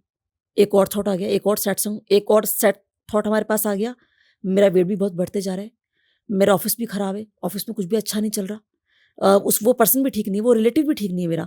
अब एक के बाद एक थॉट में आप जाते जा रहे हो, जाते जा रहे हो, जाते जा रहे हो। अब अचानक से या तो कुछ ऐसा हिट होता है हमारे पास कि नेक्स्ट टाइम ऑफिस में कोई मीटिंग है, आपका मूड चेंज हो गया, आप बाहर निकल आए। लेकिन अगर ऐसा हमेशा तो नहीं होता। अब आप रेगुलर इस थॉट में जा रहे हो, कभी कभी तो आप खुद से सोचते हो कि नहीं बहुत हो गया, मुझे हील करना है अपने आप को, आप निकल आते हो। समटाइम्स आपका माइंडसेट इतना वीक होता है, आप उससे बाहर नहीं आ पाते। अब आपके पास रेगुलर ही थॉट चल रहे हैं, जब आपके पास रेगुलर ही थॉट चल रहे हैं तो ये आपका एक सेकंड नेचर बन जाते हैं। और फिर कुछ लोग कहते हैं हमारा तो नेचर ही ऐसा, हम तो है ही नेगेटिव, हमारा तो नेचर ही ऐसा है। तो कंट्रोल जब इसे करना है तो आपको जब जब आपके पास नेगेटिव थॉट आ रहे हैं, अपने आपको सिंपल ये बोलो, क्या ये मेरे लिए यूजफुल है? बिल्कुल भी यूजफुल नहीं है। और एक फिजिकल एक्टिविटी कर लो, disconnect disconnect disconnect, simple, cancel cancel cancel. क्योंकि बहुत बार हम अपने खुद के लिए नेगेटिव सोचते हैं, वो सबसे बड़ा पेन देता है हमको। सबसे पहले आपने कैंसिल कर दिया, जैसे नेगेटिव थॉट आए सेल्फ टॉक करो, क्या ये मेरे लिए यूजफुल है थॉट? आपके पास आंसर आएगा नहीं। क्या ये मेरी पर्सनैलिटी है? आपके पास आंसर आएगा नो। क्या ये मेरी रियलिटी है? आंसर आएगा नो। और लास्ट में मैं सबसे एक चीज कहना चाहूंगी थॉट के बारे में, तो ना कि थॉट्स आर जस्ट थॉट्स, वो कुछ भी नहीं है, और ना वो गुड है ना बैड है, ना रियल है ना फेक है ना ट्रू है, वो सिर्फ एक थॉट है। वो आपका कुछ नहीं बिगाड़ सकता जब तक कि आप उसको इंपॉर्टेंस नहीं दोगे। तो सिर्फ उसको इंपॉर्टेंस दो जो आपको चाहिए। बाकी को अगर टेक्निक इसके लिए बता सकती हूँ कि टेक्निक मैंने खुद से बनाई है, ये एनएलपी की टेक्निक नहीं है, कि जब भी आपको बहुत ओवर थिंकिंग चल रही, नेगेटिव थॉट्स आ रहे हैं, अपना खुद का मजाक उड़ाना शुरू कर दो आप विथ क्लैपिंग। सपोज बहुत नेगेटिव थॉट आ रहे हैं, अपने ऊपर हंसो। अगर कोई है ऐसा जिसको बता सकते हो, उसको बताते हुए अपना मजाक उड़ाओ, घर में वाइफ को, बच्चों को, फ्रेंड्स को, एंड मैं कहती हूँ विथ क्लैपिंग अपना मजाक बना के हंसो अपने ऊपर। अब आपने क्या कर दिया, हम मजाक किसका बनाते हैं? जिसे हम कुछ भी नहीं समझते। तो अब आपने खुद का मजाक उड़ाया, आपने हंसे अपने ऊपर, तो आपकी न्यूरोसाइकी को एक मैसेज गया कि जो पर्सन है मैं इसको इतने नेगेटिव थॉट दे रहा हूँ और ये उसके ऊपर हंस रहा है, उसका मजाक बना रहा है, इसका मतलब ये थॉट्स इसके लिए इतनी इंपॉर्टेंस नहीं रखते, कोई वैल्यू नहीं रखते। अब वो उन थॉट्स की इंटेंसिटी को, उनकी फ्रिक्वेंसी को, उनकी डिलीवरी को कम कर देगा, क्योंकि आपने उसका मजाक उड़ा दिया ये मानते हुए। और जिस थॉट को हम इंपॉर्टेंस देते हैं, हमारे पास वो थॉट्स और आते हैं। जिसको भी नेगेटिव थॉट आता है वो घबराता है कि ये थॉट मुझे क्यों आ रहे हैं। प्रॉब्लम ये है, बस थॉट से प्रॉब्लम नहीं है कि मुझे ये थॉट क्यों आ रहे हैं, और वो इसलिए परेशान है, थॉट उसको और आ रहे हैं। अब वो अपना मजाक उड़ाना शुरू कर दे, विद इन 2 days वो देखेगा थॉट खत्म हो जाएंगे उसके। एक मेरे क्लाइंट को बहुत पैनिक अटैक आते थे, बहुत ज़्यादा पैनिक अटैक। उसको भी कॉलेज टाइम में कभी किसी ने कुछ बोला था, एक लड़की से लड़ाई हो गई थी, सोचो आप ज़रा, और आज तक वो चीज़ें परेशान करती हैं उसको कि वो मेरे घर पे आ जाएगी लड़ने के लिए मेरे से। और इस कारण उसका लाइफ बहुत उसकी डिस्टर्ब रही। तो ये पैनिक जो आप अटैक, बता रहे हो ना, इसमें मुझे ऐसा लगता है कि हर दिमाग अलग है, हर किसी की फीलिंग्स अलग है। कईयों को तो ये भी नहीं फर्क पड़ता कल कितनी भयंकर लड़ाई हो गई और आज नॉर्मल है, अरे हो हाँ, गई हो बहुत गई, लोगों उनको को कोई क्या फ़र्क नहीं पड़ता। हाँ, हु केयर्स, नया हाँ, दिन नई बात, आगे हाँ, बढ़ो, आगे का सोचो। बस आगे बढ़ो, आगे का सोचो, ऐसा बहुत होता चीजें है। होती है लाइफ ऐसे में, बहुत लोग हैं, रोज होती है, ऐसे बहुत लोग बड़े हैं, वो बड़े बहुत, हादसे हो जाते हैं। हाँ, एक कहावत है कि अगर हादसों से जिंदगी खत्म हो जाती तो दुनिया कब की खत्म हो जाती। हाँ, बस। तो ये ना वो लोग हैं ना जो, ये वो बिल्ली हैं जो रोज़ चूहे खाती हैं, है ना? तो तो चूहे बिल्ली ना बन के आप शेर का शिकार करो, कोई हाँ, फ़र्क नहीं पड़ेगा आपके क्या ऊपर फर्क फिर। पड़ता है, देखिए जो हुआ हो उसको गया, आप बदल ही नहीं सकते, कुछ नहीं हो सकता। और बदल पाते तो वो होता ही नहीं। देखो यहाँ पे ना हमारे पास एक माइंडसेट होता है, एक होता है हमारा, इसे हम कहते हैं ग्रोथ माइंडसेट, कि जो हो गया वो तो हो गया, व्हाट नेक्स्ट? सीधा वहां पहुंच जाओ। हाँ, बस एक बार आपने ऐसा कर लिया ना, आपके माइंड के पास वो फीलिंग्स आ जाती हैं, फीलिंग्स माइंड से गट के पास जाएंगी, आपकी मसल्स में जाएंगी, और ये सिस्टम आपका लूप बन जाएगा। मैं तो बस आपको बताता हूँ, जब मैं मेरे साथ कुछ भी कोई भी ऐसा कोई इंस्टेंस होता है जहाँ पे मुझे लगता है कि अच्छा, तो मैं परेशान होने की जगह पे मैं अपने आप को टाइम देकर घूमता हूँ और फिर मैं प्लान बनाता हूँ आगे का, यस, क्योंकि जो हो गया उसको तो बदल नहीं पाऊंगा अब, लेकिन जो हो गया है उसको सही कैसे करना है और इसके रिpercussions क्या क्या हो सकते थे जो नहीं हुए, ये बहुत बढ़िया बात है। ये बिल्कुल। उसमें पॉजिटिव और ढूंढता हूँ मैं, जहां हमारा माइंड यहाँ पे चला गया, वो अपने आप हमारा पेन अपने आप कम हो जाएगा, क्योंकि हम सॉल्यूशन पे चले गए डायरेक्टली। क्योंकि ये हर किसी को समझना चाहिए कि अगर मन की हो रही है ना तो बहुत अच्छी है, हाँ, और अगर मन की ना हो तो और तो भी और अच्छी भी है। अच्छी। तो इसमें है क्या, तो आप ये मान के चलो कि ऊपर वाले ने आपको कहीं ना कहीं सेव कर लिया, लेकिन लोग बिल्कुल। सोचते हैं अरे मेरे साथ ही क्यों, बुरा बुरा नहीं हुआ, बुरा और हो सकता था। मोहित जी, एनएलपी के अंदर एक प्रीसपोजिशन है, every behaviour has a positive intention, कि हर बिहेवियर के पीछे कुछ ना कुछ पॉजिटिव इंटेंशन है। अगर हमें उसको देखना आ जाए, इसका एक तरीका बताती हूँ आपको। जब भी हमारे संग कुछ भी गलत होता है जो हमारे अकॉर्डिंग नहीं हुआ, जो आपने कहा ना, जो हमारी मर्जी का हो गया तो ठीक है, नहीं हुआ तो और भी अच्छा, तो आप अपने माइंड को एक देके क्वेश्चन मार्क कर दो कि every behaviour has a positive intention. अब आप इसको आप चैंट करते रहो, तो आपका माइंड आपको अपने आप बता देगा आपके साथ ये क्यों हुआ। इसको मैंने बहुत बार अप्लाई किया खुद के ऊपर भी। और कभी-कभी क्या होता है लाइफ में कुछ ऐसा होता है कि हमें नहीं समझ में आता ये क्यों हो गया, हम उसे एक्सेप्ट नहीं कर पाते। अच्छा, जब अच्छा होता लोगों की ज़िंदगी में तब तो लोग नहीं आके कहते कि यार मैंने देखो मेरे साथ कितना मज़ेदार चीज़ है। तब कहते नहीं, नहीं नज़र लग जाएगी, बतानी नहीं है। उसका रीज़न पता है क्या है? उसका रीज़न है कि हमारे माइंड को ना यूनिक चीज़ें पसंद है। हाँ, और यूनिक का मतलब क्या होता है कि अगर यहाँ पे कुछ ऐसा यूनिक आइटम रखा है वो यूनिक नहीं। माइंड के लिए यूनिक क्या है? जहाँ कुछ जो आपने सोचा वो नहीं हुआ वो यूनिक हो गया। हुँ, आपको था कि आप कहीं जाएँगे बहुत रिस्पेक्ट मिलेगी, वहाँ पे आपको बहुत इंसल्ट कर दिया गया। वो आपको याद रहेगा कि वो आपके लिए यूनिक हो गया। माइंड के लिए हाँ, वो यूनिक है। हम जाते हैं रोड पे कहीं देखते हैं कई जगह पे माता की चौकी लगी हुई है, कुछ भजन कीर्तन चल रहे हैं, हम कभी रुकते नहीं हैं वहाँ पे। लेकिन कहीं पे बहुत पुलिस इकट्ठी होगी, पब्लिक होगी, हम वहाँ रुक के देखते हैं। तो माइंड के लिए वो यूनिक है।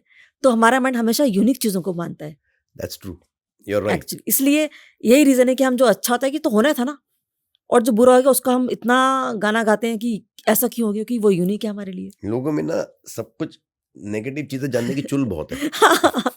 क्योंकि वो यूनिक है ना, इसलिए। यूनिक है।